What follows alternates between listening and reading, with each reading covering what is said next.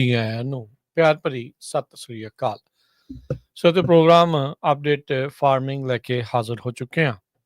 ਮੈਂ ਰਾਜਕਨਵੀਰ ਸਿੰਘ ਜੁੜ ਚੁੱਕੇ ਨੇ ਮੇਰੇ ਨਾਲ ਪੰਜਾਬੀ ਅਮਰੀਕਨ ਗਰੋਵਰਜ਼ ਗਰੁੱਪ ਦੇ ਪ੍ਰੈਜ਼ੀਡੈਂਟ ਅਰਸ਼ਦੀਪ ਸਿੰਘ। ਅਰਸ਼ਦੀਪ ਸਿੰਘ ਜੀ ਆਇਆਂ ਨੂੰ ਸਵਾਗਤ ਹੈ। ਸਤਿ ਸ੍ਰੀ ਅਕਾਲ ਜੀ। ਹਾਂਜੀ ਰਾਜਕਰਨ ਜੀ, ਸਤਿ ਸ੍ਰੀ ਅਕਾਲ ਤੇ ਸਾਰੇ ਸੁਣਨ ਵਾਲੇ ਸਰੋਤਿਆਂ ਨੂੰ, ਦੇਖਣ ਵਾਲਿਆਂ ਨੂੰ, ਸਾਰਿਆਂ ਨੂੰ ਸਤਿ ਸ੍ਰੀ ਅਕਾਲ ਜੀ। ਸਾਡੇ ਅੱਜ ਦੇ ਇਸ ਪ੍ਰੋਗਰਾਮ ਅਪਡੇਟ ਫਾਰਮਿੰਗ ਨੂੰ ਤੁਹਾਡੇ ਸਾਰਿਆਂ ਤੱਕ ਪਹੁੰਚਾਉਣ 'ਚ ਸਾਡਾ ਸਹਿਯੋਗ ਕਰਦੇ ਨੇ USDA ਦਾ NRCS ਮਹਿਕਮਾ, ਜਿਨ੍ਹਾਂ ਦੇ ਕੋਲੋਂ ਵੱਖ-ਵੱਖ ਤਰ੍ਹਾਂ ਦੀਆਂ ਜਿਹੜੀਆਂ ਗ੍ਰਾਂਟਸ ਕਿਸ ਤਰੀਕੇ ਦੇ ਨਾਲ ਨੈਚੁਰਲ ਰਿਸੋਰਸਿਸ 'ਚ, ਜਿਸ ਵਿੱਚ ਪਾਣੀ, ਹਵਾ, ਜਲ, ਜ਼ਮੀਨ, ਇਸ ਨੂੰ ਕਿੱਦਾਂ ਬਚਾਇਆ ਜਾ ਸਕਦਾ, ਪ੍ਰੀਜ਼ਰਵ ਕੀਤਾ ਜਾ ਸਕਦਾ, ਕੰਜ਼ਰਵ ਕੀਤਾ ਜਾ ਸਕਦਾ ਹੈ, ਉਸ ਦੇ ਲਈ ਸਹੂਲਤਾਂ ਮਿਲਦੀਆਂ ਨੇ। ਆਪਣੇ ਲੋਕਲ NRCS ਦੇ ਮਹਿਕਮੇ ਦੇ ਵਿੱਚ ਜਾ ਕੇ ਤੁਸੀਂ ਇਹ ਮਦਦ ਦੇ ਬਾਰੇ, ਗ੍ਰਾਂਟਸ ਦੇ ਬਾਰੇ ਪਤਾ ਕਰ ਸਕਦੇ ਆ। ਐਲਮੰਡ ਬੋਰਡ ਆਫ ਕੈਲੀਫੋਰਨੀਆ ਦੇ ਨਾਲ ਜਸਬੀਰ ਸਿੰਘ ਨਿੱਜਰ ਟ੍ਰੇਸੀ, ਇਹਨਾਂ ਦਾ ਅਸੀਂ ਧੰਨਵਾਦ ਕਰਦੇ ਹਾਂ। ਜੇ ਤੁਸੀਂ ਵੀ ਇਸ ਪ੍ਰੋਗਰਾਮ ਨੂੰ ਸਪਾਂਸਰ ਕਰਨਾ ਚਾਹੁੰਦੇ ਹੋ, ਸੰਪਰਕ ਕਰ ਸਕਦੇ ਹੋ 408 272 5200 ਜਾਂ ਪੰਜਾਬੀ ਅਮਰੀਕਨ ਗਰੋਵਰ ਗਰੁੱਪ ਦੇ ਅਰਸ਼ਦੀਪ ਸਿੰਘ ਹੋਣਾ ਦੇ ਨਾਲ ਵੀ ਤੁਸੀਂ ਕੰਟੈਕਟ ਕਰ ਸਕਦੇ ਹਾਂ। ਅਰਸ਼ਦੀਪ ਸਿੰਘ, ਮੌਸਮ ਦੇ ਵਿੱਚ ਆਪਾਂ ਨੂੰ ਪਤਾ ਵੀ ਰੌਲਾ ਰੱਪਾ ਜਿਹੜਾ ਕਾਫੀ ਪੈਂਦਾ ਰਹਿੰਦਾ। ਗਰਮੀਆਂ ਆ ਗਈਆਂ ਹੁਣ, ਸੋ ਗਰਮੀਆਂ ਦੇ ਲਈ ਤਿਆਰੀਆਂ ਜਿਹੜੀਆਂ ਉਹ ਰਹਿੰਦੀਆਂ ਆ। ਖਾਸ ਕਰਕੇ ਮੈਨੂੰ ਲੱਗਦਾ ਪਾਣੀ ਦੇ ਉੱਤੇ ਜ਼ਿਆਦਾ ਜ਼ੋਰ ਹੁਣ ਫੋਕਸ ਹੋਣ ਵਾਲਾ ਹੈ। ਹਾਂਜੀ, ਨਹੀਂ, ਗਰਮੀਆਂ 'ਚ ਪਾਣੀ ਦਾ ਜਿਹੜਾ ਇਰੀਗੇਸ਼ਨ ਦਾ ਕੰਮ ਵੱਧ ਜਾਂਦਾ ਸਾਰੇ ਹੀ ਔਰਚਰਡਸ ਦੇ ਵਿੱਚ, ਹੈ ਨਾ, ਜਾਂ ਥੋੜਾ ਜਿਹਾ ਮਾਈਕ ਦੇ ਨਜ਼ਦੀਕ ਆ ਜਾਓ। ਹਾਂਜੀ, ਸਾਰੇ ਔਰਚਰਡਸ ਦੇ ਵਿੱਚ ਜਿਹੜਾ ਕੰਮ ਵੱਧ ਜਾਂਦਾ ਪਾਣੀਆਂ ਦਾ, ਹੈ ਨਾ, ਇਸ ਰੁੱਤ ਦੇ ਵਿੱਚ ਆ ਕੇ। ਤੇ ਜ਼ਿਆਦਾ ਇਰੀਗੇਸ਼ਨ ਤਾਂ ਸ਼ੁਰੂ ਹੋ ਚੁੱਕੀ ਆ ਆਪਣੇ ਪਿਛਲੇ ਮਹੀਨੇ ਤੋਂ ਹੀ, ਹੈ ਨਾ। ਹੁਣ ਤਾਂ ਮਈ 'ਚ ਆ ਗਏ ਆਪਾਂ, ਹੁਣ ਤਾਂ ਫੁੱਲ ਫਲੱਜ ਚੱਲ ਰਿਹਾ ਸਾਰਾ ਕੰਮ। ਤੇ ਇਰੀਗੇਸ਼ਨ, ਜਿਵੇਂ ਤੁਸੀਂ ਕਿਹਾ, ਪਾਣੀ ਦਾ ਪੂਰਾ ਹੀ ਜ਼ੋਰ ਲੱਗਿਆ ਹੋਇਆ। ਹੁਣ ਸਭ ਤੋਂ ਜ਼ਿਆਦਾ ਆਹ ਮਹੀਨਿਆਂ ਦੇ ਵਿੱਚ ਸਟ੍ਰੈਸ ਹੁੰਦਾ ਸਾਰੇ ਜਿਹੜੇ ਬੇਸਨਸ ਨੇ ਉਹਨਾਂ ਤੇ ਵੀ, ਪਾਣੀ ਜਿਹੜਾ ਥੱਲੇ ਪੰਪ ਹੁੰਦਾ ਹੈ ਜੀ। ਤੇ ਜਿਵੇਂ ਹੁਣ ਮਈ 'ਚ ਰੈਂਪ ਅਪ ਹੋ ਗਿਆ ਫੁੱਲ ਸਪੀਡ ਤੇ, ਜੂਨ ਜੁਲਾਈ ਪੂਰਾ ਜਾਨੀ ਸਟ੍ਰੈਸਫੁਲ ਮੰਥ ਹੁੰਦੇ ਨੇ, ਜਿੱਥੇ ਬਹੁਤ ਪਾਣੀ ਨਿਕਲਣਾ ਹੁੰਦਾ ਜਾਂ ਪਾਣੀ ਲੱਗਣਾ ਹੁੰਦਾ, ਹੈ ਨਾ। ਤੇ ਇੱਥੇ ਹੀ ਆਪਾਂ ਨੂੰ ਉੱਥੇ ਉਹ ਇਸ਼ੂ ਦੇਖਣ ਨੂੰ ਮਿਲਣਗੇ ਹੁਣ, ਜਿਨ੍ਹਾਂ ਤੇ ਰੈਸਟ੍ਰਿਕਸ਼ਨਸ ਲੱਗੀਆਂ ਹੋਈਆਂ ਨੇ ਵੀ ਉਹ ਪਾਣੀ ਦਾ ਕਿੰਨਾ ਕੁ ਪੁੱਲ ਕਰ ਸਕਦੇ ਆ, ਹੈ ਨਾ। ਤੇ ਜਿਵੇਂ ਕਿ ਹੁਣ ਔਰਚਰਡ 'ਚ ਕਾਫੀ ਜਾਣ ਦਾ ਮੌਕਾ ਮਿਲ ਰਿਹਾ। ਠੀਕ ਹੈ। ਤੇ ਕਈ ਜਗ੍ਹਾ ਗਰੋਅਰ ਬਹੁਤ ਸੋਚ ਕੇ ਪਾਣੀ ਲਾ ਰਹੇ ਆ, ਹੈ ਨਾ, ਵੀ ਇੰਨਾ ਹੀ ਲਾਉਣਾ, ਇੰਨੇ ਏਕੜ ਫੁੱਟ ਲੱਗ ਗਿਆ ਜੀ ਕਿਲੋਮੀਟਰ ਤੇ ਦੇਖ ਕੇ, ਹੈ ਨਾ, ਵੀ ਜਿੰਨੀ ਕੁ ਉਹਨਾਂ ਦੀ ਹੈਗੀ ਆ। ਸੋ ਇਹੀ ਸਭ ਤੋਂ ਜ਼ਿਆਦਾ ਹਾਈ ਪ੍ਰੈਸ਼ਰ ਸਟ੍ਰੈਸਫੁਲ ਟਾਈਮ ਹੁੰਦਾ ਜੇ ਆਪਾਂ ਪਾਣੀ ਵਾਲੇ ਪਾਸਿਓਂ ਦੇਖੀ ਜਾਵੇ ਤਾਂ ਕ੍ਰੌਪਸ ਦੇ ਵਿੱਚ। ਮੈਨੂੰ ਰੀਸੈਂਟਲੀ ਓਰੇਗਨ ਡਰਾਈਵ ਕਰਕੇ ਜਾਣ ਦਾ ਮੌਕਾ ਮਿਲਿਆ। ਸ਼ਾਸਤਾ ਲੇਕ ਕਾਫੀ ਭਰੀ ਸੀ, ਸੋ ਉਹ ਖੁਸ਼ੀ ਵਾਲੀ ਗੱਲ ਆ। ਸੋ ਵੀ ਪਾਣੀ ਉਧਰੋਂ ਕਾਫੀ ਆਉਂਦਾ ਇੱਧਰ ਨੂੰ, ਹੈ। ਹਾਂਜੀ, ਨਹੀਂ, ਲੇਕਸ ਜਿਹੜੇ ਜਿੰਨੇ ਵੀ ਆਪਣੇ ਰੈਜ਼ਰਵਾਇਰ ਨੇ ਸਾਰੇ, ਉਹ ਐਵਰੇਜ ਨਾਲ ਉੱਪਰ ਹੀ ਆ ਜਾਂ ਕਪੈਸਿਟੀ ਦੇ ਨੇੜੇ ਹੀ ਨੇ, ਹੈ ਨਾ। ਠੀਕ ਹੈ। ਤੇ ਜਿਹੜਾ ਓਵਰਆਲ ਵਾਟਰ ਈਅਰ ਲੱਗ ਰਿਹਾ ਇਸ ਸਾਲ, ਉਹ ਵੀ ਅਬਵ ਐਵਰੇਜ ਆ ਜਾਂ ਅਰਾਊਂਡ ਐਵਰੇਜ ਆ ਸਾਰੇ ਏਰੀਆਜ਼ ਦੇ ਵਿੱਚ, ਹੈ ਨਾ। ਨਾਰਥ 'ਚ ਤਾਂ ਦੇਖੋ ਪ੍ਰੋਬਲਮ ਨਹੀਂ ਹੁੰਦੀ, ਸਾਊਥ ਵੈਲੀ 'ਚ ਹੀ ਜ਼ਿਆਦਾ ਇਸ਼ੂ ਹੁੰਦਾ ਪਾਣੀ ਦਾ, ਹੈ ਨਾ। ਤੇ ਚਾਹੇ ਉਹ ਪਾਣੀ ਨਾਰਥ 'ਚ ਟਰਾਂਸਫਰ ਹੋ ਰਿਹਾ, ਪਰ ਆਪਾਂ ਨੂੰ ਹੁੰਦਾ ਵੀ ਕਿੰਨੀ ਕੁ ਸਾਡੇ ਕੋਲ ਹੈਗੀ ਆ ਕਪੈਸਿਟੀ ਸਟੋਰੇਜ, ਤੇ ਉਸ ਹਿਸਾਬ ਨਾਲ ਨਾਰਮਲੀ ਐਵਰੇਜ ਈਅਰ ਹੋਣਾ ਚਾਹੀਦਾ। ਜਿਵੇਂ ਇੱਕ ਹੁੰਦਾ ਆਪਾਂ ਨੂੰ ਜਿੰਨਾ ਕੁ ਐਵਰੇਜ ਪਾਣੀ ਮਿਲਦਾ, ਉਸ ਹਿਸਾਬ ਨਾਲ ਹੀ ਇਸ ਸਾਲ ਦੇ ਜਿਹੜੇ ਪਾਣੀ ਵਾਲਾ ਸੀਨ। ਸੋ ਪਾਣੀ ਤੁਹਾਡੇ ਤਾਂ ਫਰੈਸਨੋ ਇਰੀਗੇਸ਼ਨ ਡਿਸਟ੍ਰਿਕਟ ਤਾਂ ਤੁਹਾਨੂੰ ਮਤਲਬ ਖੁੱਲਾ ਪਾਣੀ ਮਿਲ ਰਿਹਾ? ਹਾਂਜੀ, ਪਾਣੀ ਜਿੰਨਾ ਡਿਸਟ੍ਰਿਕਟਸ ਕੋਲ ਹੈਗਾ ਪਾਣੀ ਉਹਨਾਂ ਕੋਲ ਖੁੱਲਾ ਹੀ ਹੁੰਦਾ, ਜਿਵੇਂ ਫਰੈਸਨੋ ਆ ਜਾਂ ਮਰਸੈਡ ਇਰੀਗੇਸ਼ਨ ਡਿਸਟ੍ਰਿਕਟ ਆ, ਸੈਂਟਰਲ। ਹਾਂ, ਤੇ ਉੱਥੇ ਪਾਣੀ ਦਾ ਐਡਾ ਇਸ਼ੂ ਨਹੀਂ ਹੁੰਦਾ ਕਿਉਂਕਿ ਡਿਲੀਵਰੀਆਂ ਸ਼ੁਰੂ ਹੋਈਆਂ ਨੂੰ ਕਾਫੀ ਚਿਰ ਹੋ ਗਿਆ।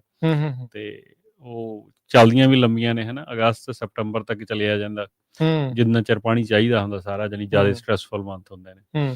ਤੇ ਜਿੱਥੇ ਇੱਕ ਇਸ਼ੂ ਨੇ ਪਾਣੀ ਦੇ, ਉੱਥੇ ਫਿਰ ਉਹੀ ਜ਼ਿਆਦਾ ਸਟ੍ਰੈਸ ਵੱਧ ਜਾਂਦਾ। ਅੱਛਾ, ਇੱਥੇ ਆਪਾਂ ਲਾਸਟ ਟਾਈਮ ਵੀ ਗੱਲ ਕੀਤੀ ਸੀ, ਇਸ ਵਾਰੀ ਵੀ ਕਰਦੇ ਹਾਂ, ਕਿਉਂਕਿ ਮੌਸਮ ਆ ਇਹ ਕਦੀ ਗਰਮ ਤੇ ਕਦੀ ਠੰਡਾ।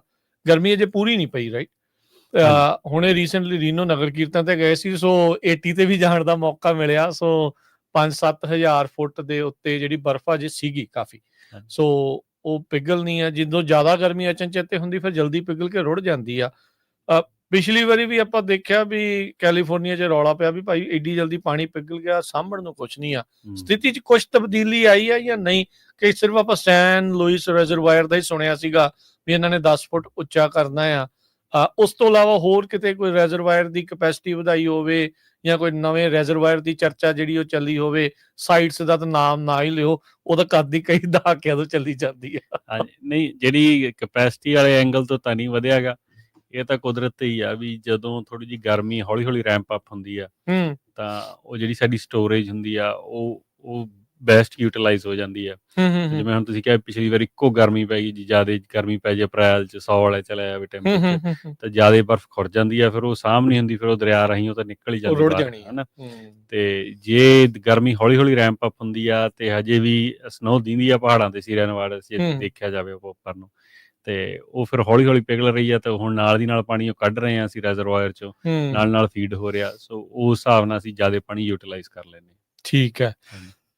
ਸੋ ਬਾਕੀ ਤੁਹਾਨੂੰ ਜਿਹੜੇ ਖਾਸ ਕਰਕੇ ਜਿੱਦਾਂ ਤੁਸੀਂ ਕਿਹਾ ਵੀ ਪ੍ਰੋਬਲਮ ਵਾਲੇ ਇਲਾਕੇ ਮਡੇਰਾ, ਟਿਊਲ, ਉਧਰ ਕਰਨ ਕਾਊਂਟੀ ਵਾਲੇ ਪਾਸੇ, ਉੱਥੋਂ ਫਾਰਮਰਸ ਦੀ ਕੀ ਫੀਡਬੈਕ ਜਿਹੜੀ ਉਹ ਆ ਰਹੀ ਆ ਫਾਈਨਸ ਨੂੰ ਲੈ ਕੇ, ਫੀਸ ਨੂੰ ਲੈ ਕੇ, ਤੇ ਜਿਹੜੇ ਨਹਿਰੀ ਪਾਣੀ ਉਸ ਨੂੰ ਲੈ ਕੇ?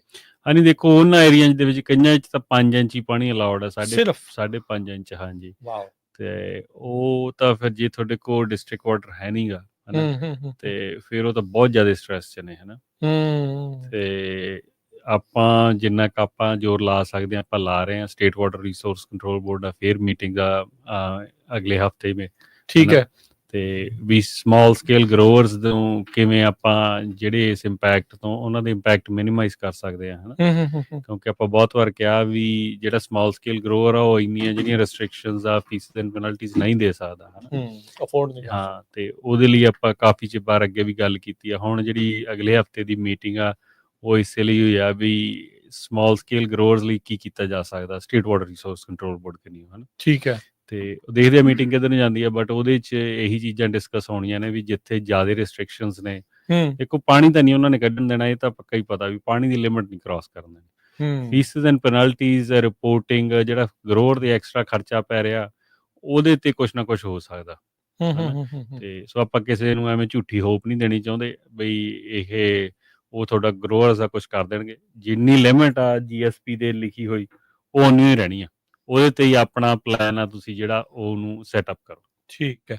ਬਾਕੀ ਸਰੋਤਿਓ, ਖੇਤੀਬਾੜੀ ਦੇ ਨਾਲ ਸੰਬੰਧਿਤ ਜੇ ਤੁਹਾਡਾ ਕੋਈ ਸਵਾਲ ਵੀ ਆ ਤਾਂ ਇਹ ਲਾਈਵ ਪ੍ਰੋਗਰਾਮ 'ਚ ਤੁਸੀਂ ਹਿੱਸਾ ਲੈ ਸਕਦੇ ਆ। ਸਟੂਡੀਓ 'ਚ ਕਾਲ ਕਰਨ ਦੇ ਲਈ ਨੰਬਰ ਹੈ 408 272 5200, 4082725200। ਇਸ ਨੰਬਰ ਦੇ ਉੱਤੇ ਕਾਲ ਕਰਕੇ ਤੁਸੀਂ ਜਿਹੜਾ ਕੋਈ ਸਵਾਲ ਪੁੱਛਣਾ ਚਾਹੁੰਦੇ ਆ ਤਾਂ ਉਹ ਤੁਸੀਂ ਸਵਾਲ ਪੁੱਛ ਸਕਦੇ ਆ 4082725200 ਦੇ ਉੱਤੇ।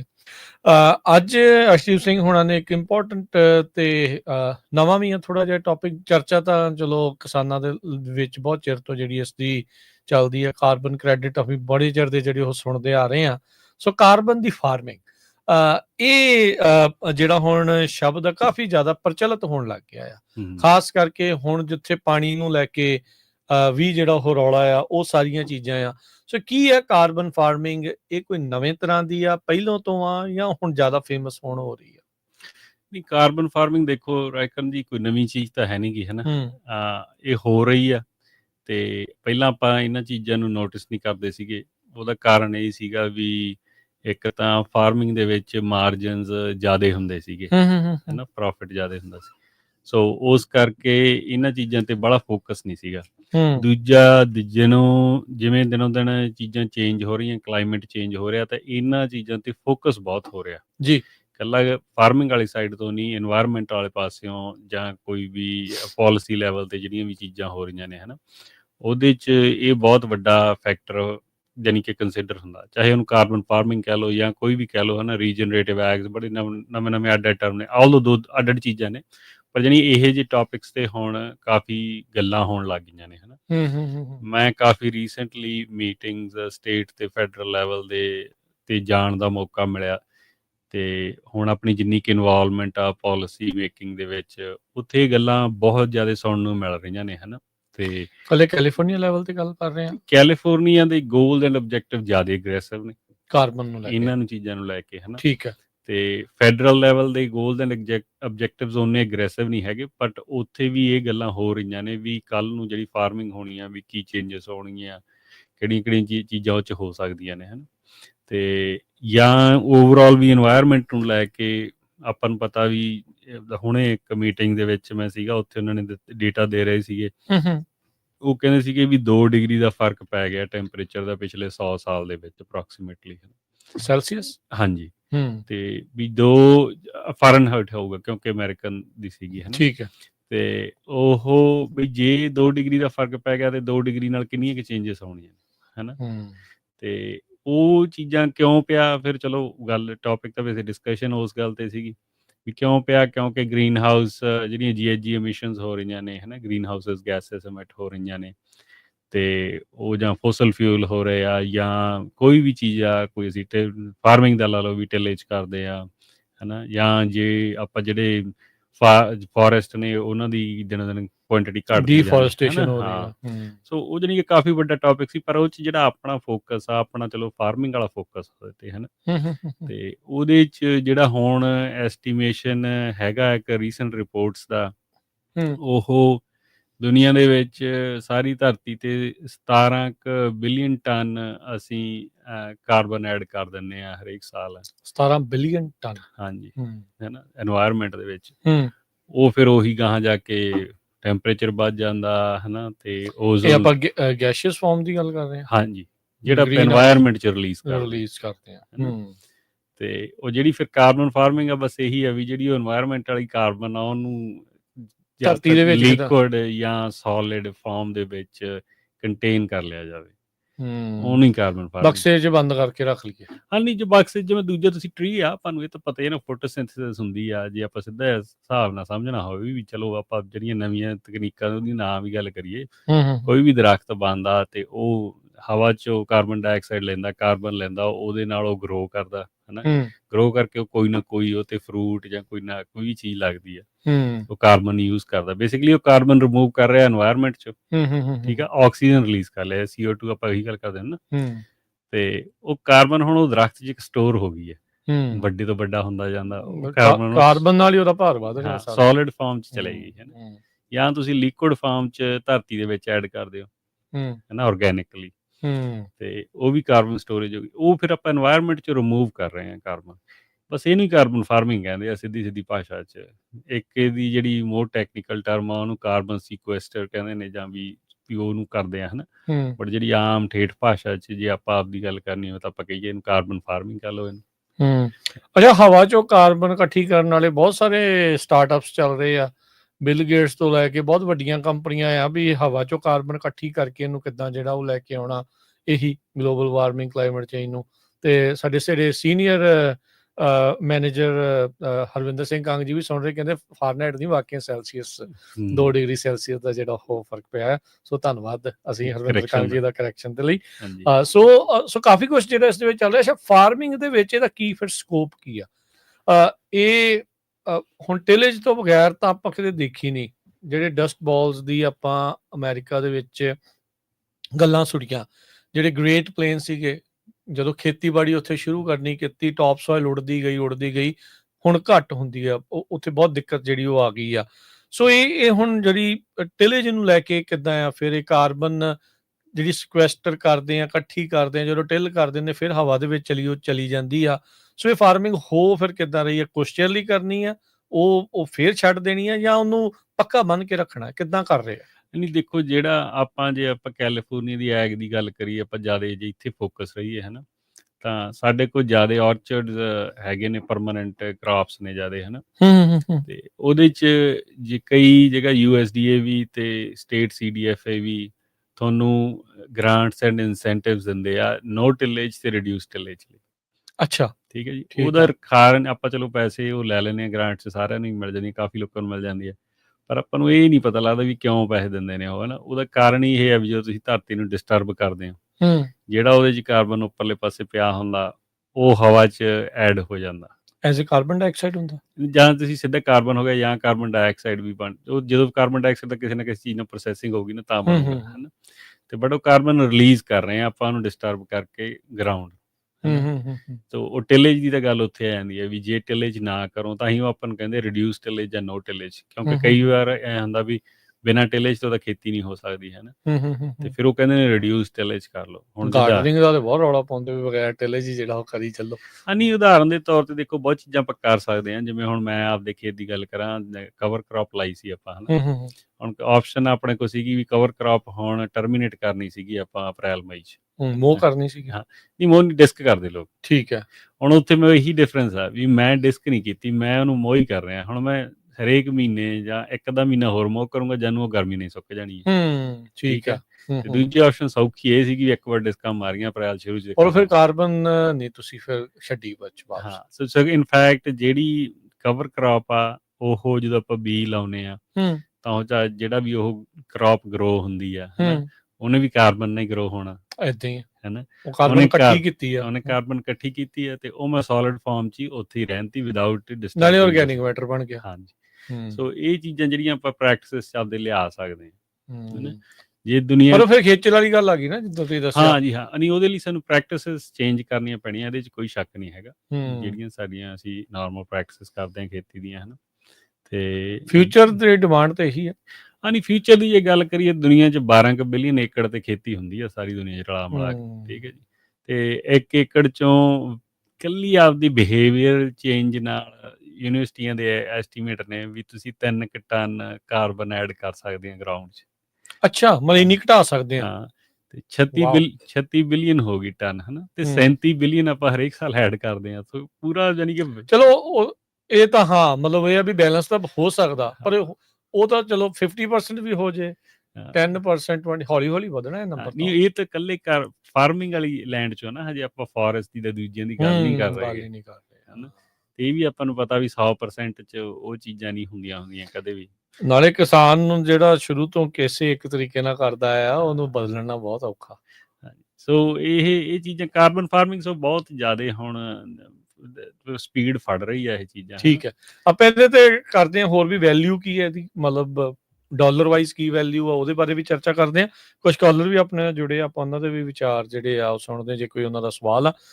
ਤੇ ਦਰਸ਼ਕੋ ਸਰੋਤਿਓ, ਤੁਸੀਂ ਵੀ ਕਾਲ ਕਰ ਸਕਦੇ ਹੋ। ਸਟੂਡੀਓ ਦਾ ਨੰਬਰ ਹੈ 408 272 5200 4082725200। ਦੇਖੋ, ਚਾਹੇ ਤੁਸੀਂ ਕਮਰਸ਼ੀਅਲ ਦੀ ਗੱਲ ਕਰ ਰਹੇ ਆ, ਚਾਹੇ ਤੁਸੀਂ ਆਪਣੇ ਬੈਕਯਾਰਡ ਦੀ ਗੱਲ ਕਰ ਰਹੇ, ਡਜ਼ ਨਾਟ ਮੈਟਰ। ਜਿੱਦਾਂ ਕਹਿੰਦੇ ਵੀ ਬੂੰਦ ਬੂੰਦ ਦੇ ਨਾਲ ਹੀ ਸਾਗਰ ਭਰਦਾ ਹੈ। ਸੋ ਹਰ ਇੱਕ ਜਣਾ ਜਿਹੜਾ ਜੋ ਕਰ ਸਕਦਾ ਉਸਨੂੰ ਜ਼ਰੂਰ ਕਰਨਾ ਚਾਹੀਦਾ। ਜਸਜੀਤ ਸਿੰਘ ਜੀ, ਹਾਂਜੀ, ਸਤਿ ਸ਼੍ਰੀ ਅਕਾਲ ਜੀ। ਮੇਰੇ ਦੋਨਾਂ ਵੀਰਾਂ ਨੂੰ ਸਤਿ ਸ੍ਰੀ ਅਕਾਲ। ਸਤਿ ਸ਼੍ਰੀ ਅਕਾਲ ਜੀ। ਵੀਰੇ, ਇਹ ਆ ਵੀ ਮੈਂ ਨਾ 2-4-5 ਦਰਖਤ ਲਾਏ ਆ ਆਪਣੇ। 2 ਲਾਏ ਨੇ ਸੇਬਾਂ ਦੇ, 2 ਆਪਣੇ ਸੰਤਰਿਆਂ ਦੇ, 2 ਚੈਰੀ ਦੇ। ਹਾਂਜੀ। ਉਹਨਾਂ ਦੇ ਥੱਲੇ ਜਿਹੜੀ ਉਹ ਚਿੱਟੀ ਆਪਣੀ ਲਾਉਣੀ ਆ, ਉਹ ਕਲੀ ਵਗੈਰਾ ਇੰਡੀਆ 'ਚ ਤਾਂ ਕਲੀ ਕਹਿੰਦੇ ਜੀ, ਇੱਥੇ ਕਿਹੜੀ ਲੱਗਦੀ ਆ? ਵੀਰੇ ਨੂੰ ਪੁੱਛ ਕੇ ਦੱਸਿਓ ਵੀ ਕੀ ਉਹਦਾ ਸਪੈਲਿੰਗ ਕੀ ਆ, ਕਿੱਥੋਂ ਮਿਲਦੀ ਆ ਉਹ? ਨਹੀਂ, ਇੱਥੇ ਕਲੀ ਤੁਸੀਂ ਕਿਉਂ ਲਾਉਣਾ ਚਾਹੁੰਦੇ ਜੀ ਦਰਖਤਾਂ ਤੇ? ਦਰਖਤਾਂ ਥੱਲੇ ਜਿਹੜੇ ਆਪਣੇ ਦਰਖਤ ਹੁੰਦੇ ਨਾ, ਚਿੱਟੀ ਲਾਈ ਹੁੰਦੀ ਹੈ ਤਾਂ ਕਿ ਜੀਭ ਵਗੈਰਾ ਤਾਂ ਨਾ ਜਾਣ। ਹਾਂਜੀ, ਨਹੀਂ ਮੈਂ ਉਹੀ ਪੁੱਛ ਰਿਹਾ, ਜੇ ਤਾਂ ਦੇਖੋ ਤੇ ਕੋਈ ਬਿਮਾਰੀ ਲੱਗਦੀ ਆ ਜਾਂ ਕੋਈ ਗੂੰਦ ਜੀ ਨਿਕਲ ਰਹੀ ਆ ਜਾਂ ਕੋਈ ਡੈਮੇਜ ਹੋਇਆ, ਫੇਰ ਤਾਂ ਤੁਹਾਨੂੰ ਹੋਮ ਡੀਪੋ ਤੇ ਉਹ ਮਿਲ ਜਾਊਗਾ, ਹੈ ਨਾ। ਜੇ ਤੁਸੀਂ ਉਹ ਟਰੀ ਟਰੰਕ ਤੇ, ਹੁਣ ਮੈਨੂੰ ਦਵਾਈ ਦਾ ਨਾਮ ਤਾਂ ਦੇਖੋ ਯਾਦ ਨਹੀਂ ਗਾ ਜੀ। ਤੇ ਪਰ ਆਪਾਂ ਜਦੋਂ ਵੀਡੀਓ ਪਾਉਣਗੇ ਉਦੋਂ ਥੱਲੇ ਪੋਸਟ ਕਰ ਦਿਆਂਗੇ ਲਿੰਕ, ਜੇ ਤੁਸੀਂ ਬਾਅਦ 'ਚ ਵੀ ਦੇਖਣਾ ਹੋਵੇ। ਜਾਂ ਤੁਸੀਂ ਮੈਨੂੰ ਫੋਨ ਕਰ ਲਿਓ 559 452 62। ਨੰਬਰ ਦੇ ਦਿਓ ਵੀਰੇ, ਮੈਨੂੰ ਕੱਢਣਾ ਨਹੀਂ ਆਉਂਦਾ, ਸਿੱਧਾ ਜਿਹਾ ਬੰਦਾ, ਮੈਨੂੰ ਆਪਣਾ ਨੰਬਰ ਦੇ ਦਿਓ। ਹਾਂਜੀ, ਨੰਬਰ 559 452 62। 559 452 ਹਾਂਜੀ 62 ਨਹੀਂ, ਹੋਲਡ ਕਰ ਲਓ। ਬਾਕੀ ਤੁਹਾਨੂੰ ਬਾਹਰੋਂ ਜਿਹੜੇ ਉਹ ਸਾਨੂੰ ਪ੍ਰਵੀਨ ਜੀ ਜਿਹੜੇ ਉਹ ਤੁਹਾਨੂੰ ਦੱਸ ਦਿੰਦੇ ਆ, ਸਾਡਾ ਟੀਮ ਮੈਂਬਰ ਕੋਈ ਨਾ ਕੋਈ ਨੰਬਰ ਜਿਹੜਾ ਉਹ ਤੁਹਾਨੂੰ ਲਿਖਵਾ ਦਿੰਦਾ। ਅੱਛਾ, ਤੇ ਅਰਸ਼ਦੀਪ ਸਿੰਘ, ਆਪਾਂ ਕਾਰਬਨ ਫਾਰਮਿੰਗ ਵੱਲ ਵਾਪਸ ਮੁੜ ਜਿਹੜਾ ਉਹ ਹੁੰਦੇ ਜਾਈਏ, ਤਾਂ ਇਹਦੇ ਵਿੱਚ ਜਿੱਦਾਂ ਤੁਸੀਂ ਕਿਹਾ ਵੀ ਗ੍ਰਾਂਟਸ ਮਿਲਦੀਆਂ ਨੋ ਟਿਲੇਜ ਜਾਂ ਮਤਲਬ ਘੱਟ ਟਿਲੇਜ ਕਰਨ ਦੇ ਲਈ, ਕੀ ਇਹਦੇ ਵਿੱਚ ਵੈਲਿਊ ਕੀ ਐਡ ਕਰਦਾ ਆ? ਕਿਸਾਨ ਕਹਿੰਦਾ ਵੀ ਚੱਲ ਹੁਣ ਜੇ ਮੇਰੀ ਖੇਚਲ ਵੱਧ ਰਹੀ ਆ, ਓਬਵੀਅਸਲੀ ਜੇ ਮੋਹ ਇੱਕ ਵਾਰੀ ਕਰਨਾ, ਡੀਜ਼ਲ 2 ਵਾਰੀ ਲੱਗਣਾ, 3 ਵਾਰੀ ਜੇ ਮੋਹ ਕਰੂੰਗੇ ਤਾਂ ਓਬਵੀਅਸਲੀ ਡਬਲ ਟ੍ਰਿਪਲ ਜਿਹੜਾ ਡੀਜ਼ਲ ਦਾ ਪ੍ਰਾਈਸ ਹੋ ਗਿਆ, ਮੈਨ ਆਵਰਸ ਜਿਹੜੇ ਉਸ ਦੇ ਵਿੱਚ ਵੱਧ ਗਏ, ਉਹਦੇ ਬਦਲੇ ਮਿਲ ਕੀ ਰਿਹਾ ਹੈ? ਨਹੀਂ, ਦੇਖੋ, ਇਕੱਲੀ ਜਿਹੜੀ ਟਿਲੇਜ ਤਾਂ ਇੱਕ ਪਾਰਟ ਆ ਨਾ ਕਾਰਬਨ ਫਾਰਮਿੰਗ ਦਾ, ਹੋਰ ਬਹੁਤ ਪ੍ਰੈਕਟਿਸਿਸ ਨੇ ਜਿਹੜੀਆਂ। ਜ਼ਰੂਰ ਦੱਸੋ, ਥੋੜਾ ਐਕਸਪੈਂਡ ਕਰੋ। ਹਾਂਜੀ, ਜ਼ਰੂਰ ਕਰ ਸਕਦਾ, ਹੈ ਨਾ। ਤੇ ਜਿਹੜੀ ਜਿਵੇਂ ਹੁਣ ਆਮ ਹੀ ਖੇਤੀ ਬਾਰੇ ਗੱਲ ਇਹ ਕੀਤੀ ਜਾਂਦੀ ਹੈ ਵੀ ਜਿਹੜੇ ਬੰਦੇ ਪ੍ਰੋ ਫਾਰਮਿੰਗ ਨਹੀਂ ਗਏ, ਉਹ ਕਹਿੰਦੇ ਨੇ ਵੀ ਆਹ ਪਾਣੀ ਵਰਤ ਲਿਆ ਜੀ, ਜਾਂ ਵੀ ਆਹ ਕਰ ਲਿਆ, ਹੈ ਨਾ। ਖੇਤੀ ਦੇਖੋ, ਜਿਹੜੀ ਟੋਟਲ GHG ਐਮਿਸ਼ਨਸ ਆ US ਦੀਆਂ, ਉਹ 'ਚ 10% ਐਗ ਕਰਦੀ ਆ ਹਿੱਸਾ ਹੈ ਉਹਦਾ। ਹਾਂ, 10% ਐਗ ਜਨਰੇਟ ਕਰਦੀ ਹੈ ਉਹ ਗੈਸਿਸ, ਹੈ ਨਾ। ਹੂੰ। ਤੇ ਪਰ ਜੇ ਪ੍ਰੋਪਰਲੀ ਕੀਤਾ ਜਾਵੇ ਤਾਂ ਬਹੁਤ ਸਾਰੀ, ਇੱਕੋ ਹੀ ਇੱਕ ਸੈਕਟਰ ਆ ਦੁਨੀਆ ਦਾ ਜਿੱਥੇ ਖੇਤੀ ਜੇ GHG ਐਮਿਸ਼ਨ ਕਰ ਰਹੀ ਹੈ ਤਾਂ ਉਹ 'ਚ ਪੋਜ਼ੀਟਿਵਲੀ ਤੇ ਨੈਗੇਟਿਵਲੀ ਦੋਨੇ ਤਰੀਕੇ ਨਾਲ ਇੰਪੈਕਟ ਕਰਦੀ, ਠੀਕ ਹੈ ਨਾ। ਜੇ ਹੁਣ ਮੰਨ ਲਓ ਕੋਈ ਮੈਨੂਫੈਕਚਰਿੰਗ ਯੂਨਿਟ ਆ ਜਾਂ ਕੋਈ ਆਪਾਂ ਕੋਲ ਪਲਾਂਟ ਹੀ ਆ ਤਾਂ ਆਪਾਂ ਬਿਜਲੀ ਬਣਦੀ ਆ, ਉਹਨੇ ਤਾਂ ਹਰੇਕ ਸਾਲ ਗੈਸਾਂ ਐਡ ਕਰਨੀਆਂ ਨੇ, ਕੋਈ ਉਹਦਾ ਹੋਰ ਹੈ ਨਹੀਂ ਗਾ। ਕਾਰਬਨ ਨਿਊਟਰਲ ਹੋਣ ਦਾ ਚਾਂਸ ਹੀ ਨਹੀਂ। ਹਾਂ, ਖੇਤੀ ਇੱਕ ਇਹੋ ਜਿਹਾ ਹੈਗਾ ਵੀ ਜੇ ਪ੍ਰੋਪਰਲੀ ਕੀਤੀ ਜਾਵੇ ਤਾਂ ਤੁਸੀਂ ਇਹਨੂੰ ਕਾਰਬਨ ਨਿਊਟਰਲ ਜਾਂ ਇਹਨੂੰ ਪੋਜ਼ਿਟਿਵ ਇੰਪੈਕਟ ਵੀ ਦੇ ਸਕਦੇ ਆ, ਹੈ ਨਾ। ਤੁਹਾਡਾ ਨੈਗੇਟਿਵ 'ਚ ਵੀ ਜਾ ਸਕਦੇ ਆ ਤੁਸੀਂ ਵੀ, ਜਿਹੜਾ ਤੁਹਾਡੇ ਕੋਲ ਜਾਨੀ ਕਿ ਬਜਟ ਹੋਊਗਾ ਕਾਰਬਨ ਕ੍ਰੈਡਿਟ ਸੈਲ। ਇੱਥੇ ਨੈਗੇਟਿਵ ਦਾ ਮਤਲਬ ਕਾਰਬਨ 'ਚ ਨੈਗੇਟਿਵ। ਹਾਂਜੀ ਹਾਂ, ਫॉर श्योर। ਬਜਟ 'ਚ ਨਾ ਹੋ, ਦੂਜੇ 'ਚ ਨੈਗੇਟਿਵ ਨਹੀਂ ਹੋਣਾ। ਸੋ ਉਹਦੇ 'ਚ ਜਿਵੇਂ ਜਿਹੜੀਆਂ ਆਮ ਪ੍ਰੈਕਟਿਸਿਸ ਨੇ, ਕੋਈ ਵੀ ਪ੍ਰੈਕਟਿਸ ਕਰਦੇ ਆ ਆਪਾਂ, ਮੰਨ ਲਓ ਵੀ ਕੋਈ ਕਵਰ ਕ੍ਰੌਪ ਲਾਉਂਦਾ, ਹੈ ਨਾ। ਕਵਰ ਕ੍ਰੌਪ ਨੇ ਕਾਰਬਨ 에ਅਰ 'ਚੋਂ ਕੱਢ ਕੇ ਉਹ ਫੋਟੋਸਿੰਥੇਸਿਸ ਨਾਲ ਗਰੋ ਕਰਨਾ ਤੇ ਉਹ ਮਗਰੋਂ ਸੋਲਿਡ ਵੇਸਟ ਨਾਲ ਉਹ 'ਚ ਚਲਾ ਜਾਣਾ, ਗਰਾਊਂਡ 'ਚ ਚਲਾ ਜਾਣਾ, ਜਿਹਦਾ ਔਰਗੈਨਿਕ ਮੈਟਰ ਵੀ ਵੱਧਦਾ, ਪਲੱਸ ਅਸੀਂ ਕਾਰਬਨ ਕੈਪਚਰਿੰਗ ਕਰ ਰਹੇ ਹਾਂ, ਹੈ ਨਾ, ਉੱਤੋਂ ਐਨਵਾਇਰਨਮੈਂਟ 'ਚੋਂ। ਤੁਸੀਂ ਕੰਪੋਸਟ ਪਾਉਂਦੇ ਹੋ, ਕੰਪੋਸਟ ਅਗੇਨ ਉਹੀ ਆ ਵੀ ਜਿਹੜਾ ਤੁਸੀਂ ਵੇਸਟ ਆ ਜਾਂ ਕਿਤੋਂ ਕੁਛ ਆ, ਉਹਨੂੰ ਸੋਲਿਡ ਫਾਰਮ ਨੂੰ, ਕਾਰਬਨ ਨੂੰ ਆਪਦੇ ਖੇਤ 'ਚ ਐਡ ਕਰ ਰਹੇ ਆ, ਤਾਂ ਫਿਰ ਉਹ ਕਾਰਬਨ ਦੀ ਹੋ ਗਈ, ਹੈ ਨਾ, ਫਾਰਮਿੰਗ ਕਹਿ ਲਓ, ਹੈ ਨਾ, ਖੇਤੀ ਹੋ ਗਈ। ਜਾਂ ਤੁਸੀਂ ਕਹਿ ਲਓ ਵੀ ਕੋਈ ਬੰਦਾ ਸਿੰਥੈਟਿਕ ਜਿਹੜਾ ਯੂਜ਼ ਕਰ ਰਿਹਾ ਫਰਟੀਲਾਈਜ਼ਰ, ਉਹਨੂੰ ਘਟਾ ਰਿਹਾ ਕਿਉਂਕਿ ਦੂਜਾ ਕਵਰ ਕ੍ਰੌਪ ਤੇ ਕੰਪੋਸਟ ਪਾ ਰਿਹਾ, ਵੀ ਨਾਈਟ੍ਰੋਜਨ ਫਿਕਸ ਕਰ ਰਿਹਾ ਹੈ। ਹਾਂ। ਸੋ ਉਹਦੇ ਨਾਲ ਉਹ, ਕਿਉਂਕਿ ਉਹ ਨੈਚੁਰਲੀ ਹੋ ਰਹੀ ਆ ਹੁਣ, ਤਾਂ ਉਹ ਫਿਰ ਉਹਦੀ ਕਾਰਬਨ ਜਿਹੜੀ ਫਾਰਮਿੰਗ ਹੋ ਰਹੀ ਆ, ਹੈ ਨਾ। ਠੀਕ ਹੈ। ਤੇ ਜਿੰਨੀਆਂ ਚੀਜ਼ਾਂ ਬੰਦਾ ਵੱਧ ਤੋਂ ਵੱਧ ਔਰਗੈਨਿਕਲੀ ਕਰੂਗਾ ਟ੍ਰੈਡੀਸ਼ਨਲ ਵੇ ਨਾਲ ਖੇਤੀ ਦੀਆਂ, ਉਹਦੇ ਨਾਲ ਸਾਰਿਆਂ ਨਾਲ ਜਿਹੜਾ ਕਾਰਬਨ ਕ੍ਰੈਡਿਟ ਹੀ ਬਣਨੇ ਨੇ ਉਹਦੇ, ਹੈ ਨਾ। ਜਿਹੜੀ ਹੁਣ ਜਿਹੜੀ ਸਾਡੀ ਸਮੱਸਿਆ ਬੇਸਿਕਲੀ ਇਹ ਆ ਵੀ ਅਸੀਂ ਕਾਰਬਨ ਨੂੰ ਮੇਨ ਰੱਖ ਕੇ ਫਾਰਮਿੰਗ ਨਹੀਂ ਕਰਦੇ ਤੇ ਕਰ ਵੀ ਨਹੀਂ ਸਕਦੇ ਗੇ, to be honest. But carbon ਨੂੰ ਜੇ ਮੇਨ ਨੀਗਾ ਫੋਕਸ, ਤਾਂ ਇੱਕ ਸੈਕੰਡਰੀ ਫੋਕਸ ਹੋਣਾ ਚਾਹੀਦਾ ਫਾਰਮਿੰਗ, ਦੂਜੇ ਨੰਬਰ ਤੇ ਰੱਖ ਕੇ ਚਲਾਇਆ ਜਾਵੇ। ਹਾਂ। ਸੋ ਵੀ ਕਿਵੇਂ ਅਸੀਂ ਨਿਊਟਰਲਾਈਜ਼ ਕਰ ਸਕਦੇ ਹਾਂ, ਹੈ ਨਾ। ਕਲੀਨ ਐਨਰਜੀ ਕਿਵੇਂ ਯੂਜ਼ ਕਰ ਸਕਦੇ ਹਾਂ, ਸੋਲਰ ਵਰਤੋ, ਜਾਂ ਤੁਸੀਂ ਜਿੰਨੀਆਂ ਕਿ ਚੀਜ਼ਾਂ ਸੋਲਰ ਤੇ ਕਰ ਸਕਦੇ ਆ, ਗੇਟਰ ਜਾਂ ਕੁਛ ਵੀ, ਹੈ ਨਾ। ਫਿਰ ਉਹਦਾ ਤੁਸੀਂ ਕਾਰਬਨ ਪਲਾਨ ਬਣਾਓ ਆਪਦੇ ਖੇਤ ਦਾ। ਫਿਰ ਤੁਸੀਂ ਦੇਖੋ ਵੀ ਤੁਸੀਂ ਪੋਜ਼ੀਟਿਵ 'ਚ ਆ, ਨੈਗੇਟਿਵ 'ਚ ਆ, ਜਾਂ ਨਿਊਟਰਲ ਆ। ਜੇ ਨਿਊਟਰਲ ਆ, ਤੁਸੀਂ ਉਹਨੂੰ ਕਿਵੇਂ ਇੰਪਰੂਵ ਕਰ ਸਕਦੇ ਆ। ਤੇ ਐਂਡ ਆਫ ਦਾ ਡੇ ਤੁਸੀਂ ਉਹ ਕਾਰਬਨ ਕ੍ਰੈਡਿਟ ਜਿਹੜੀ ਹੁਣ ਸਟੇਟ ਨੇ ਲੀਗਲ ਨੇ ਕੈਲੀਫੋਰਨੀਆ 'ਚ ਟ੍ਰੇਡ ਕਰਨੇ, ਤੇ ਉਹ ਹੋ ਵੀ ਰਹੇ ਆ। ਸੋ ਕਾਰਬਨ ਕ੍ਰੈਡਿਟ ਹੁਣ ਜਿੱਦਾਂ ਕੋਈ ਜਿਹੜਾ ਨਹੀਂ ਖੇਤੀਬਾੜੀ ਦੇ ਵਿੱਚ ਹੈਗਾ, ਮਤਲਬ ਕੀ ਆ ਕਾਰਬਨ ਕ੍ਰੈਡਿਟ ਦਾ? ਇਹ ਕੋਈ ਟੋਕਨ ਹੈ, ਕੋਈ ਵੈਲਿਊ ਹੈ, ਇਹਦੀ ਕੋਈ ਮੋਨੀਟਰੀ ਵੈਲਿਊ ਹੈ, ਜਾਂ ਕੀ ਵੈਲਿਊ ਹੈ? ਇਹ ਟਨ ਦੇ ਹਿਸਾਬ ਨਾਲ ਹੁੰਦੀ ਹੈ ਜੀ। ਵੀ ਦੇਖੋ, ਜੇ ਇੱਕ ਖੇਤ 'ਚ ਤੁਸੀਂ ਸਹੀ ਤਰੀਕੇ ਨਾਲ ਕਰੋ, ਜਿਵੇਂ ਆਪਾਂ ਪਹਿਲਾਂ ਵੀ ਗੱਲ ਕੀਤੀ ਹੈ ਵੀ 3 ਟਨ ਤੁਸੀਂ ਇਕੱਲੀ ਕਵਰ ਕ੍ਰੌਪ ਲਾ ਕੇ ਕਰ ਸਕਦੇ, ਬਚਾ ਸਕਦੇ ਆ। ਹਾਂ, ਇਕੱਲੀ ਕਾਰਬਨ ਖਿੱਚ ਸਕਦੇ ਆ। ਹਾਂ, ਇਕੱਲੀ ਕਵਰ ਕ੍ਰੌਪ ਲਾਈ ਤੇ ਤੁਹਾਡਾ ਕਾਰਬਨ ਨਿਊਟਰਲ ਆ ਖੇਤ, ਹੈ ਨਾ, ਨੇੜੇ ਆ, ਤੇ ਤੁਸੀਂ ਕਵਰ ਕ੍ਰੌਪ ਲਾਈ ਤੇ 3 ਟਨ ਕਾਰਬਨ ਪਰ ਏਕੜ ਤੁਸੀਂ ਵਿੱਚ ਐਡ ਕਰ ਰਹੇ ਹੋ। ਤੁਸੀਂ ਪੋਜ਼ਿਟਿਵ 'ਚ ਚੱਲ ਗਏ, ਤੁਹਾਨੂੰ ਉਹਦਾ ਕ੍ਰੈਡਿਟ ਆ ਗਿਆ। ਤੇ ਕਈ ਇਹੋ ਜਿਹੀਆਂ ਆਰਗੇਨਾਈਜੇਸ਼ਨਸ ਵੀ ਹੈਗੀਆਂ ਨੇ ਹੁਣ, ਉਹ ਤੁਹਾਡੇ ਪੋਜ਼ਿਟਿਵ ਨੈਗੇਟਿਵ ਨੂੰ ਵੀ ਨਹੀਂ ਦੇਖਦੀਆਂ। ਉਹ ਕਹਿੰਦੀਆਂ ਵੀ ਤੁਸੀਂ ਕਵਰ ਕ੍ਰੌਪ ਲਾਈ ਆ, ਠੀਕ ਹੈ ਜੀ, ਬੇਸਿਕਲੀ ਤੁਸੀਂ ਉਹ ਐਡ ਕਰ ਰਹੇ ਹੋ ਗਰਾਊਂਡ ਦੇ ਵਿੱਚ, ਉਹਦੇ ਵੀ ਇਕੱਲੀ ਦੇ ਵੀ ਪੈਸੇ ਦੇ ਦਿੰਦੀਆਂ ਸਟੈਂਡ ਅਲੋਨ। ਕਿੱਦਾਂ ਮਤਲਬ ਪਰ ਏਕੜ ਦੇ ਹਿਸਾਬ ਨਾਲ ਮਿਲਦੇ ਆ, ਪਰ ਟਨ ਦੇ ਹਿਸਾਬ ਨਾਲ ਮਿਲਦੇ ਆ? ਉਹਦੀ ਉਹ ਹਰੇਕ ਸਾਲ ਐਨਾਲਿਸਿਸ ਹੁੰਦੇ ਆ, ਉਹਨੂੰ ਮੋਨੀਟਰ ਕਰਦੇ ਆ, ਹੈ ਨਾ, ਸੋਇਲ ਨੂੰ। ਤੇ ਬਾਰ-ਬਾਰ ਸੈਂਪਲ ਡੈਸ਼ਬੋਰਡ ਬਣਦਾ ਬਕਾਇਦਾ, ਤੁਸੀਂ ਦੇਖ ਸਕਦੇ ਆ, ਜਿਵੇਂ ਉਹ ਸੋਇਲ ਮੋਇਸਚਰ ਸੈਂਸਰ ਚੈੱਕ ਕਰਦੇ ਆ, ਉਵੇਂ ਹੁੰਦਾ ਸਾਰਾ ਕੁਛ। ਫਿਰ ਐਂਡ ਆਫ ਦਾ ਈਅਰ ਤੁਹਾਨੂੰ ਦੱਸ ਦਿੰਦੇ ਆ, ਜਿਵੇਂ ਤੁਹਾਡੀ ਬੈਂਕ 'ਚ ਬੈਲੈਂਸ ਪਿਆ ਵੀ ਤੁਹਾਡੇ ਕੋਈ ਇੰਨੇ ਕਾਰਬਨ ਕ੍ਰੈਡਿਟ ਪਏ ਨੇ, ਟਨ ਦੇ ਹਿਸਾਬ ਨਾਲ ਹੁੰਦਾ। ਤੇ ਵੇਚ ਕੇ ਮਿਲਦਾ ਕੀ? ਵੇਚ ਕੇ ਪੈਸੇ ਮਿਲਦੇ ਆ। ਕਿਹਨੂੰ ਵੇਚਣੇ ਹੁੰਦੇ? ਇਹ ਟ੍ਰੇਡ ਹੁੰਦਾ ਜੀ, ਤੁਸੀਂ ਮਾਰਕੀਟ 'ਚ ਪਾ ਸਕਦੇ ਆ, ਜਿਵੇਂ ਸ਼ੇਅਰ ਮਾਰਕੀਟ ਆ ਉਵੇਂ ਇਹਨਾਂ ਦੀ ਆ। ਅੱਛਾ, ਹਾਂ। ਕੀ ਇਹ ਡੈਸ਼ਬੋਰਡ ਜਿਹੜਾ ਹੈ ਕੋਈ ਮਾਰਕੀਟ ਪਲੇਸ ਆ, ਇੱਕ ਸਰਕਾਰੀ ਆ, ਜਾਂ ਇਹ ਕਿੱਦਾਂ ਆ? ਇਹ ਸਰਕਾਰੀ ਨੀਗਾ, ਇਹ ਜਿਵੇਂ ਆਪਾਂ ਸ਼ੇਅਰ ਮਾਰਕੀਟ ਆ ਉਵੇਂ ਇਹ ਆ। ਠੀਕ ਹੈ ਜੀ। ਸੋ ਜਿੱਦਾਂ ਮਤਲਬ ਕੋਲੇ ਦੇ ਪਲਾਂਟ ਨੂੰ ਉਹਨਾਂ ਨੇ ਲੈ ਲੇ, ਕੋਈ ਕੰਪਨੀਆਂ ਨਾਈਕੀ ਆ ਜਾਂ ਐਪਲ ਆ, ਅੱਛਾ, ਉਹ ਫਿਰ ਇਦਾਂ ਕਿਸਾਨਾਂ ਤੋਂ ਕ੍ਰੈਡਿਟ ਖਰੀਦ ਲੈਂਦੀ ਆ ਵੀ ਅਸੀਂ ਆਪਣੇ ਆਪ ਨੂੰ ਕਾਰਬਨ ਨਿਊਟਰਲ ਸ਼ੋ ਕਰਨਾ। ਬਿਲਕੁਲ। ਸੋ ਉਹੀ ਹੁੰਦਾ ਵੀ ਬ੍ਰੋਕਰ ਹੁੰਦੇ ਨੇ ਵਿੱਚ, ਇੱਕ ਤਾਂ ਤੁਸੀਂ ਸਿੱਧੇ ਵੀ ਕਰ ਸਕਦੇ ਆ, ਦੇयर ਵੇਜ਼ ਟੂ ਡੂ ਇਟ, ਹੈ ਨਾ। ਅੱਛਾ, ਠੀਕ ਆ। ਤੇ ਬਟ ਜਿਹੜਾ ਮੋਸਟ ਕਾਮਨ ਵੇ, ਜਿਹੜਾ ਸਮਝਣ ਲਈ ਵੀ ਸੌਖਾ, ਵੀ ਇੱਕ ਬ੍ਰੋਕਰ ਨੇ ਆਪਾਂ ਤੋਂ ਕਾਰਬਨ ਕ੍ਰੈਡਿਟ ਬਾਏ ਕਰ ਲਏ, ਅੱਗੇ ਵੇਚਤੇ, ਉਹਨੇ ਵੇਚਤੇ, ਠੀਕ ਹੈ ਜੀ, ਉਹਨੇ ਆਪਦਾ ਕੱਟ ਲੈ ਲਿਆ। ਕਿੰਨੇ ਕੁ ਦਾ ਵਿਕਦਾ ਕ੍ਰੈਡਿਟ? ਅੱਜ ਦਾ ਹੁਣ ਦੇਖੋ ਜਿਹੜੇ ਰੇਟ ਨੇ ਨਾ ਉਹ ਘੱਟ ਨੇ ਕਾਰਬਨ ਕ੍ਰੈਡਿਟਸ ਦੇ, ਤਾਂ ਹੀ ਕਿਉਂਕਿ ਜ਼ਿਆਦਾ ਲੋਕ ਕਰਨ ਲੱਗੇ। ਨਹੀਂ, ਕਿਉਂਕਿ ਪੈਸੇ ਘੱਟ ਨੇ, ਇਸ ਕਰਕੇ ਕੋਈ ਨਹੀਂ ਕਰਦਾ। ਅੱਛਾ। ਠੀਕ ਹੈ ਜੀ। ਤੇ ਦੂਜਾ ਇਹ ਹੈ ਵੀ ਜਿੰਨੇ ਕਿ ਕੈਲੀਫੋਰਨੀਆ ਦੀਆਂ ਵੱਡੀਆਂ ਕੰਪਨੀਆਂ ਦੇ ਗੋਲਸ ਨੇ ਕਾਰਬਨ ਨਿਊਟਰਲ ਦੇ, 2030 ਚ ਰੀਚ ਹੋਣੇ ਨੇ।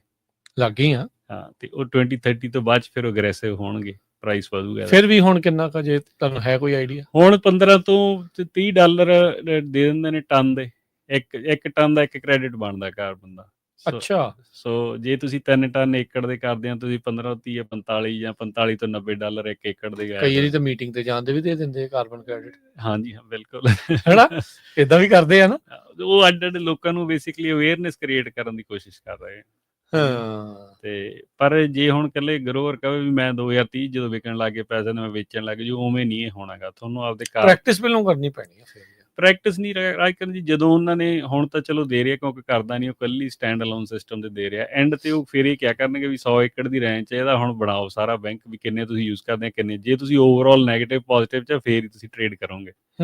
ਕੁਝ ਚੇਂਜਸ ਆ ਸਕਦੇ ਆ। ਠੀਕ ਹੈ ਨਾ। ਸੋ ਉਹ ਐਂ ਤਾਂ ਹੈ ਨਹੀਂ ਵੀ ਓਵਰਨਾਈਟ ਹੀ ਚੇਂਜਸ ਹੋ ਜਾਣਗੀਆਂ। ਤੁਸੀਂ ਪ੍ਰੈਕਟਿਸ ਚੇਂਜ ਕਰਨੀਆਂ, ਤੁਸੀਂ ਆਪਦਾ ਡੀਜ਼ਲ ਕੰਜ਼ੰਪਸ਼ਨ ਘੱਟ ਕਰਨੀ ਆ, ਤੁਸੀਂ ਸੋਲਰ ਤੇ ਜਾਣਾ।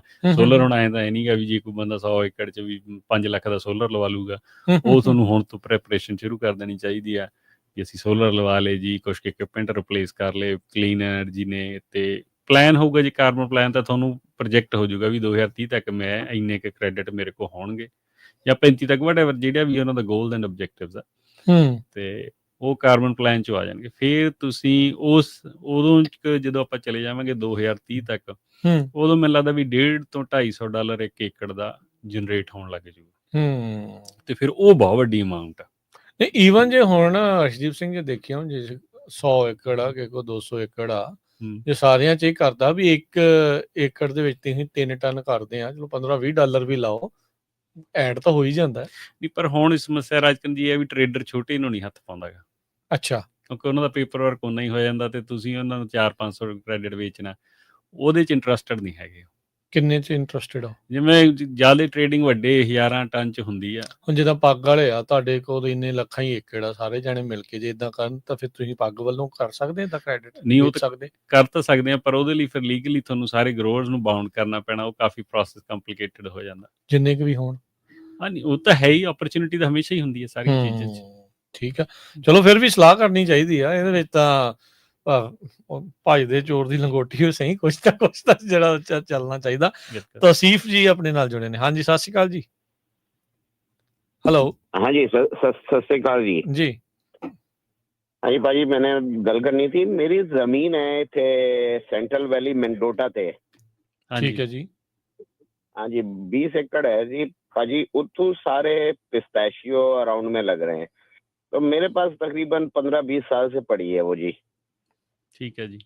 कुछ किया नहीं है, तो कोई दसो कि उस पे कोई ऐसी चीज हो जो इजी क्रॉप हो, के मतलब आसानी से जो लगा के कुछ उसको स्टार्टअप किया जाए। वो एग्रीकल्चर लैंड है, बहुत अच्छी है। ठीक है जी। पानी का सोर्स केड़ा है? पानी वेस्टलैंड वाटर डिस्ट्रिक्ट है। इस साल उन्होंने 45% दिया है, और आई थिंक $185 और $200 समथिंग कुछ है शायद पर फुट। वेल भी लग गया, और प्लस वेल 2 हैं, वो ग्रैंडफादर वेल हैं 1000 से ऊपर। उसको मैंने 4 साल पहले एक छोटा सा पंप लगाया था, वो उसने पंप किया था। तो पाजी उसमें से 1 घंटे तक तो अच्छा पानी आया, उसके बाद काला पानी आने लग गया। ठीक है। फिर वो काला पानी आने लग गया, वो फिर मेरा उसके बाद एक्सीडेंट हो गया था एक, तो मैंने उस प्रोजेक्ट को छोड़ दिया। अभी मैंने 4 महीने पहले फिर पंप डाला है उसमें, फिर वो पानी आ रहा है। ਯਸ ਜੀ, ਦੱਸੋ ਕੀ ਕਰ ਸਕਦੇ ਨੇ ਉੱਥੇ? ਹਾਂਜੀ, ਵੈਸਟਲੈਂਡ ਏਰੀਆ ਦੇ ਵਿੱਚ ਦੇਖੋ ਪਾਣੀ ਦਾ ਇਸ਼ੂ ਆ, ਹੈ ਨਾ, ਸਾਰੇ ਚੀਜ਼। सो पानी अभी तो पानी सॉल्व कर दिया है पाजी उधर। अभी 45% दे रहे हैं वो लोग। ਇਹ ਤਾਂ ਇਸ ਸਾਲ ਆ, ਅਗਲੇ ਸਾਲ ਜੇ 20 करता फिर प्रॉब्लम आ जानी। नहीं, अगले साल और बढ़ाएंगे शायद, क्योंकि अभी जो है ना ट्रम्प ने उनको डंडा किया है। सॉरी। ਨਹੀਂ, ਚਲੋ ਕੋਈ ਨਹੀਂ, ਡੰਡਾ 4 ਸਾਲ ਹੀ ਰਹਿਣਾ ਫਿਰ। ਨਹੀਂ, ਉਹਦੀ ਇਹ ਗੱਲ ਆ ਜੀ, ਉੱਥੇ ਜਿਹੜਾ ਰਿਸਕ ਆ ਉੱਥੇ ਇਨਵੈਸਟਮੈਂਟ ਦਾ ਇਹ ਆ ਵੀ ਜੇ ਤਾਂ ਤੁਸੀਂ ਪਰਮਾਨੈਂਟ ਕ੍ਰਾਪ ਲਾਉਣੇ, ਕੋਈ ऑर्चर्ड लाने, बाग लाने, तो बाग के तो पाजी बड़े पैसे लगते हैं, और फिर वो जैसे आप पानी का बोल रहे हो, तो वो फिर उसकी अगर पानी वानी खत्म हो गया तो फिर वो बाग तो वो हो जाते हैं ना। अब ਨਹੀਂ ये बड़े ਉਹ ग्रोवर हैं नहीं ना, ਉਹੀ ठीक होता है। ਜਿਹੜੀ ਤੌਸੀਫ ਜੀ ਉਹੀ ਤੇ ਗੱਲ ਹੈ ਨਾ ਵੀ ਹੁਣ ਸਲਾਹ ਦੇ ਵਿੱਚ ਤਾਂ ਹੁਣ ਇਹੀ ਆ, ਹੁਣ ਸੁਣ ਲਓ ਸਾਰੀ ਗੱਲ। ਹਾਂਜੀ ਹਾਂਜੀ, ਉਹਦੇ 'ਚ ਜੇ ਤਾਂ ਤੁਸੀਂ ਬਾਗ ਲਾਉਂਦੇ ਆ ਤਾਂ ਉਹ 'ਚ ਰਿਸਕ ਇਹ ਆ ਵੀ ਤੁਹਾਡਾ ਪਾਣੀ ਉੱਥੇ ਕੰਸਿਸਟੈਂਟ ਨਹੀਂ ਹੈਗਾ, ਵੀ ਤੁਹਾਨੂੰ ਗਾਰੰਟੀ ਨਹੀਂ ਹਰੇਕ ਸਾਲ ਮਿਲਣਾ। ਜਿਸ ਸਾਲ ਮੀਂਹ ਨਾ ਪਏ ਉੱਥੇ ਪਾਣੀ 0% ਐਲੋਕੇਸ਼ਨ ਹੋ ਜਾਂਦੀ ਹੈ ਵੈਸਟਲੈਂਡ ਦੇ ਵਿੱਚ, ਠੀਕ ਹੈ ਜੀ, ਜਾਂ ਪਾਣੀ ਦਾ ਰੇਟ ਹੀ 2000 ਨੂੰ ਏਕੜ ਫੁੱਟ ਹੋ ਜਾਣਾ, ਸੋ ਵਾਇਬਲ ਨਹੀਂ ਰਹਿਣਾ ਗਾ। ਤੇ ਦੂਜੀ ਚੀਜ਼ ਇਹ ਆ ਵੀ ਤੁਸੀਂ ਕੋਈ ਉਹੋ ਜਿਹੀ ਕ੍ਰੌਪ ਲਾਓ ਜਿਹੜੀ ਹਰੇਕ ਸਾਲ ਲੱਗੇ, ਜਿਵੇਂ ਸਬਜ਼ੀਆਂ ਕੋਈ ਹੋ ਗਈ, ਟਮਾਟਰ ਹੋ ਗਏ, ਕੋਈ ਇਹੋ ਜਿਹੀ ਆਈਟਮ, ਤੇ ਜੇ ਮੀਂਹ ਪੈ ਗਏ ਤੁਹਾਡੇ ਕੋਲ ਪਾਣੀ ਦੀ ਐਲੋਕੇਸ਼ਨ ਹੈਗੀ ਆ, ਤੁਸੀਂ ਲਾ ਲਓ, ਜੇ ਨਹੀਂ ਪਏ ਤਾਂ ਤੁਸੀਂ ਨਾ ਲਾਓ, ਹੈ ਨਾ। ਤੇ ਪਰ ਇਹਨਾਂ ਕੰਮਾਂ ਜਿੰਨੀਆਂ ਵੀ ਐਨੂਅਲ ਕ੍ਰਾਪਸ ਹੁੰਦੀਆਂ ਨੇ ਉਹਦੇ ਵਿੱਚ ਕੰਮ ਬਹੁਤ ਵੱਧ ਜਾਂਦਾ, ਆਪ ਤੁਹਾਨੂੰ ਉੱਥੇ ਫੁੱਲੀ ਇਨਵੋਲਵ ਹੋਣਾ ਪੈ ਜਾਂਦਾ, ਹੈ ਨਾ। ਕੀ ਇਹਨਾਂ ਦੇ ਲਈ ਸੋਲਰ ਵਗੈਰਾ ਦਾ ਵੀ ਹੋ ਸਕਦਾ ਹੈ? ਹਾਂਜੀ, ਤੀਜੀ ਆਪਸ਼ਨ ਇਹ ਹੈ ਵੀ ਉੱਥੇ ਤੁਸੀਂ ਸੋਲਰ ਫਾਰਮ ਦੀ ਆਪਸ਼ਨ ਦੇਖ ਲਓ, ਐਕਸਪਲੋਰ ਕਰ ਲਓ। ਜੇ ਸੋਲਰ ਫਾਰਮ ਉੱਥੇ ਲੱਗਦਾ ਤਾਂ ਫਿਰ ਉਹ ਇਨਕਮ ਜਨਰੇਟ ਕਰਨ ਲੱਗ ਜੂਗਾ ਤੇ ਤੁਹਾਨੂੰ ਉੱਥੇ ਕੁਝ ਕਰਨ ਦੀ ਵੀ ਲੋੜ ਨਹੀਂ ਹੈਗੀ। सोलर फार्म जो है ना, मेरे बराबर में लूना वैली सोलर सिटी आया, उसने 1700 एकड़ पे लगाया है। ਹਾਂਜੀ, ਬਸ ਸੋਲਰ ਫਾਰਮ ਹੀ ਲੱਗਣਾ ਉੱਥੇ, ਹੋਰ ਤਾਂ ਫਿਰ ਕੋਈ ਆਪਸ਼ਨ ਨਹੀਂ ਹੈਗੀ ਜੀ ਉੱਥੇ। 1700 ਏਕੜ नहीं, मेरे सारे अराउंड में पिस्ताशियो है, इसका क्या नाम है, ब्रूस फार्म का, और आपके वो डिलोन है ना, डिलोन, डॉक्टर डिलोन, उनके हैं मेरे सामने 175 एकड़। जी नहीं, वो आपको वही तो मैं बात कह रहा हूँ, आप परमानेंट क्रॉप्स नहीं प्लांट कर सकते वहाँ पे। करेंगे तो अगले साल पानी नहीं मिला तो फिर क्या होगा। पिस्ताशियो अगर साथ में नहीं, मेरी बात सुनिए जी, मेरी बात सुनिए। जो आप वहाँ पे अगर आपके पास में पिस्ताशियो है या नहीं है, उसका आपको कोई असर नहीं पड़ेगा, ठीक है। बात यहाँ पे आएगी भी आपके पास पानी कंसिस्टेंटली है एवरी ईयर और नहीं है। जो आपके पास नहीं है, मैं आपको बता देता हूँ, वेस्टलैंड में किसी के पास नहीं है, ठीक है जी। सो आप वहाँ पे कोई बड़ी इन्वेस्टमेंट करने का रिस्क नहीं ले सकते। सो आप वहाँ पे पिस्ताशियो, आलमंड्स कुछ नहीं लगा सकते। आप एनुअल क्रॉप्स लगा सकते हैं या सोलर फार्म।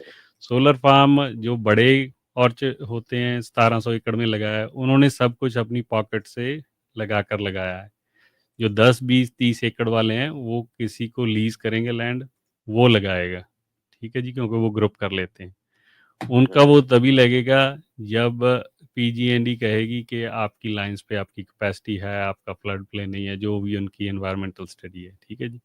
सो आपकी ऑप्शन यहाँ तो आप वहाँ पे सोलर फार्म लगाएंगे या आप एनुअल क्रॉप्स लगाएंगे, कोई भी सब्जी वगैरह, और कोई ऑप्शन वहाँ पे नहीं होगी जी। थैंक यू तौसीफ जी, ਮਿਹਰਬਾਨੀ।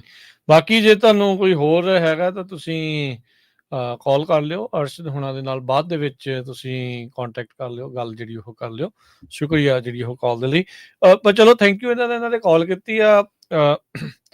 ਆਈ ਥਿੰਕ ਇੱਥੇ ਅਰਸ਼ਦੀਪ ਸਿੰਘ, ਇਹ ਥੋੜ੍ਹੀ ਜਿਹੀ ਦਿੱਕਤ ਆ ਵੀ ਹੁਣ ਆਲੇ ਦੁਆਲੇ ਜੇ ਕਿਸੇ ਦੇ ਬਦਾਮ ਲੱਗੇ ਆ ਜਾਂ ਸੌਗੀ ਲੱਗੀ ਆ, ਪਿਸਤਾ ਲੱਗੇ ਆ, ਉਹ ਜੀ ਕਰਦਾ ਯਾਰ ਜੇ ਉਹਦੇ ਲੱਗੇ ਤਾਂ ਮੈਂ ਵੀ ਲਾ ਹੀ ਲਵਾਂ। ਪਰ ਹੁਣ ਜਿੱਦਾਂ ਤੁਸੀਂ ਰਿਐਲਿਟੀ ਦੱਸ ਰਹੇ ਆ, ਆਪਾਂ ਕਈ ਵਾਰੀ ਸਮਝਣਾ ਵੀ ਨਹੀਂ ਚਾਹੁੰਦੇ। ਸੋ ਇੱਥੇ ਬੜੀ ਫਿਰ ਡੈਲਮਾ ਜਿਹੜਾ ਬਣ ਜਾਂਦਾ, ਸ਼ਸ਼ੋਪਨ ਚ ਬੰਦਾ ਪੈ ਜਾਂਦਾ। ਨਹੀਂ, ਇਹ ਤਾਂ ਹੈ ਹੀ। ਦੇਖੋ, ਜਿਹੜੀ ਲੈਂਡ ਦੇ ਵਿੱਚ ਪਾਣੀ ਦੀ ਕੰਸਿਸਟੈਂਟ ਸਪਲਾਈ ਹੈ ਨਹੀਂ ਗੀ, ਉੱਥੇ ਵੱਡੀ ਇਨਵੈਸਟਮੈਂਟ ਕਰਨ ਦਾ ਬਹੁਤ ਵੱਡਾ ਰਿਸਕ ਆ, ਹੈ ਨਾ। ਤੇ ਉਹਦਾ ਤੁਹਾਡੇ ਕੋਲ ਪ੍ਰੋਪਰ ਪਲਾਨ ਹੋਣਾ ਚਾਹੀਦਾ ਜੇ ਤੁਸੀਂ ਕਰਦੇ ਆ। ਬੈਂਕ ਦਾ ਲੋਨ ਵੀ ਨਹੀਂ ਦਿੰਦੀ ਕਈ ਵਾਰੀ। ਨਹੀਂ, ਬੈਂਕ ਨੇ ਲੋਨ ਜੇ ਹੁਣ ਤੁਸੀਂ ਪੱਲਿਓਂ ਪਾ ਕੇ ਟਰੀ ਲਾਉਣੇ ਤਾਂ ਲਾਈ ਸਕਦੇ ਆ, ਕਿਉਂਕਿ ਉਹ ਤਾਂ ਹਾਂ, ਠੀਕ ਹੈ ਨਾ। ਸੋ ਉਹ ਮਗਰੋਂ ਪਰ ਤੁਹਾਨੂੰ ਕੱਲ ਨੂੰ ਆਪ ਨੂੰ ਪ੍ਰੋਬਲਮ ਆ ਜਾਣੀ, ਠੀਕ ਹੈ। ਸੋ ਇਹਨਾਂ ਲੈਂਡਸ ਦਾ ਜਿਹੜਾ ਸਭ ਤੋਂ ਬੈਸਟ ਸੋਲਿਊਸ਼ਨ ਤਾਂ ਸੋਲਰ ਆ, ਜਾਂ ਤੁਸੀਂ ਐਨੂਅਲ ਕ੍ਰਾਪਸ ਦੇਖ ਲਓ, ਕੋਈ ਅਲਟਰਨੇਟਿਵ ਕ੍ਰਾਪਸ ਦੇਖ ਲਓ, ਹਨਾ।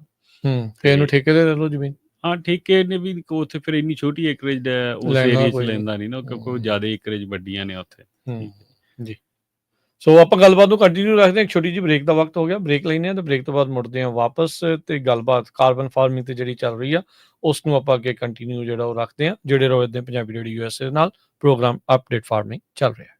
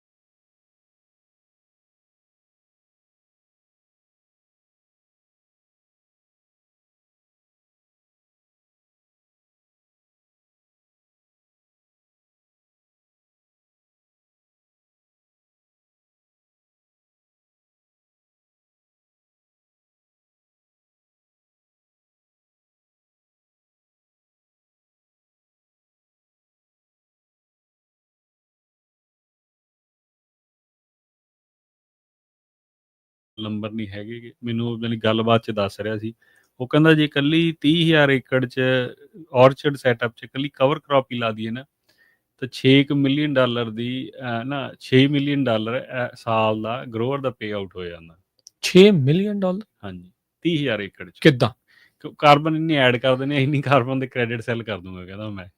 ਵੀ ਕੁਛ ਹੋਰ ਕਰਨ ਦੀ ਲੋੜ ਨਹੀਂ। ਹਾਂ, ਉਹ ਜਦੋਂ But ਪਾਣੀ ਵੀ 30 ਨਹੀਂ ਲਾਉਣ ਦੀ ਲੋੜ, ਸਿਆਲਾਂ 'ਚ ਬੀਜ ਸਿੱਟ ਦੇਣਾ। 30,000 ਨਹੀਂ ਏਕੜ ਪੈਣਾ। ਆਪਾਂ ਗੱਲ ਵੀ ਪਰ 30,000 ਏਕੜ ਦੀ ਕਰਦੇ ਨਾ, 30,000 ਏਕੜ ਬਹੁਤ ਵੱਡਾ ਰਕਬਾ ਹੋ ਜਾਂਦਾ। ਪਰ ਇਹ ਆ ਵੀ ਹੁਣ ਜਿੱਦਾਂ ਆਪਾਂ ਪਿਛਲੇ ਮਹੀਨਿਆਂ 'ਚ, ਪਿਛਲੇ ਸਾਲਾਂ 'ਚ ਇੱਥੇ ਕੈਲੀਫੋਰਨੀਆ ਦੀ ਗੱਲ ਸੁਣ ਰਹੇ ਆ, 1.5 ਮਿਲੀਅਨ ਏਕੜ ਫੈਲੋ ਹੋ ਸਕਦੀ ਆ। 30,000 ਉਹਦੇ ਅੰਡਰ ਹੀ ਆ। ਹਾਂਜੀ, ਨਹੀਂ ਦੇਖੋ ਉਹੀ ਤੇ ਗੱਲ ਆ ਵੀ, ਪਰ ਹੁਣ ਕੀ 30,000 ਇੱਕ ਬੰਦਾ ਓਨ ਕਰਦਾ? ਕਾਰਪੋਰੇਸ਼ਨਾਂ ਨੇ ਤਾਂ ਕਰ ਹੀ ਲੈਣਾ। ਉਹ ਕਾਰਪੋਰੇਸ਼ਨ ਆਲਰੇਡੀ ਜਿਹੜੀ ਇੱਕ ਉਹ ਤਾਂ ਫਾਇਰ ਸੇਲ ਹੋਣੀ ਆ ਫਿਰ। ਰੀਸੈਂਟ ਇੱਕ ਨਿਊਜ਼ ਛਪੀ ਸੀ ਕਿ ਲੈਂਡ ਗ੍ਰੈਬ ਦੀ ਕੈਲੀਫੋਰਨੀਆ 'ਚ, ਹਾਂ। ਉਹਦੇ 'ਚ ਇਹ ਗੱਲ ਬਕਾਇਦਾ ਉਹਨਾਂ ਨੇ ਮੈਂਸ਼ਨ ਕੀਤੀ ਆਰਟੀਕਲ 'ਚ ਵੀ ਸੋਲਰ ਲਈ ਲੈਂਡ ਗ੍ਰੈਬ ਹੋ ਰਹੀ ਹੈ। ਮਤਲਬ ਧੱਕੇ ਨਾਲ ਲਈ ਜਾ ਰਹੀ ਹੈ? ਨਹੀਂ, ਲੈਂਡ ਗ੍ਰੈਬ ਇਨ ਦਾ ਸੈਂਸ ਵੀ ਜਿਹੜੇ ਬੰਦੇ ਨੇ ਬੈਂਕ ਕਰਪਟ ਹੋਣਾ ਉਹ ਤੋਂ 5,000 ਦੀ ਲੈ ਲਓ ਪਹਿਲਾਂ ਗ੍ਰੈਬ ਹੀ ਆ, ਲੈਂਡ ਗ੍ਰੈਬ ਹੀ ਇੱਕ ਤਰ੍ਹਾਂ। ਸਸਤੇ ਭਾਅ ਜੀ ਆ, ਪੌਡੀਆਂ ਦੇ ਭਾਅ ਨੂੰ ਕਹਿੰਦੇ, ਵੇਚਣ ਵਾਲੀ ਗੱਲ ਹੋ ਜਾਂਦੀ। ਸੋ ਲੈ ਕੇ ਰੱਖ ਦੋ, ਸੋਲਰ ਲੱਗ ਗਿਆ ਤਾਂ ਠੀਕ ਆ, ਨਹੀਂ ਸੋਲਰ ਲੱਗ ਗਿਆ ਤਾਂ ਤੇ ਕਾਰਬਨ ਫਾਰਮਿੰਗ ਹੋ ਜੂਗੀ ਫਿਊਚਰ 'ਚ। ਜਿਹੜੇ ਬੰਦੇ ਨੇ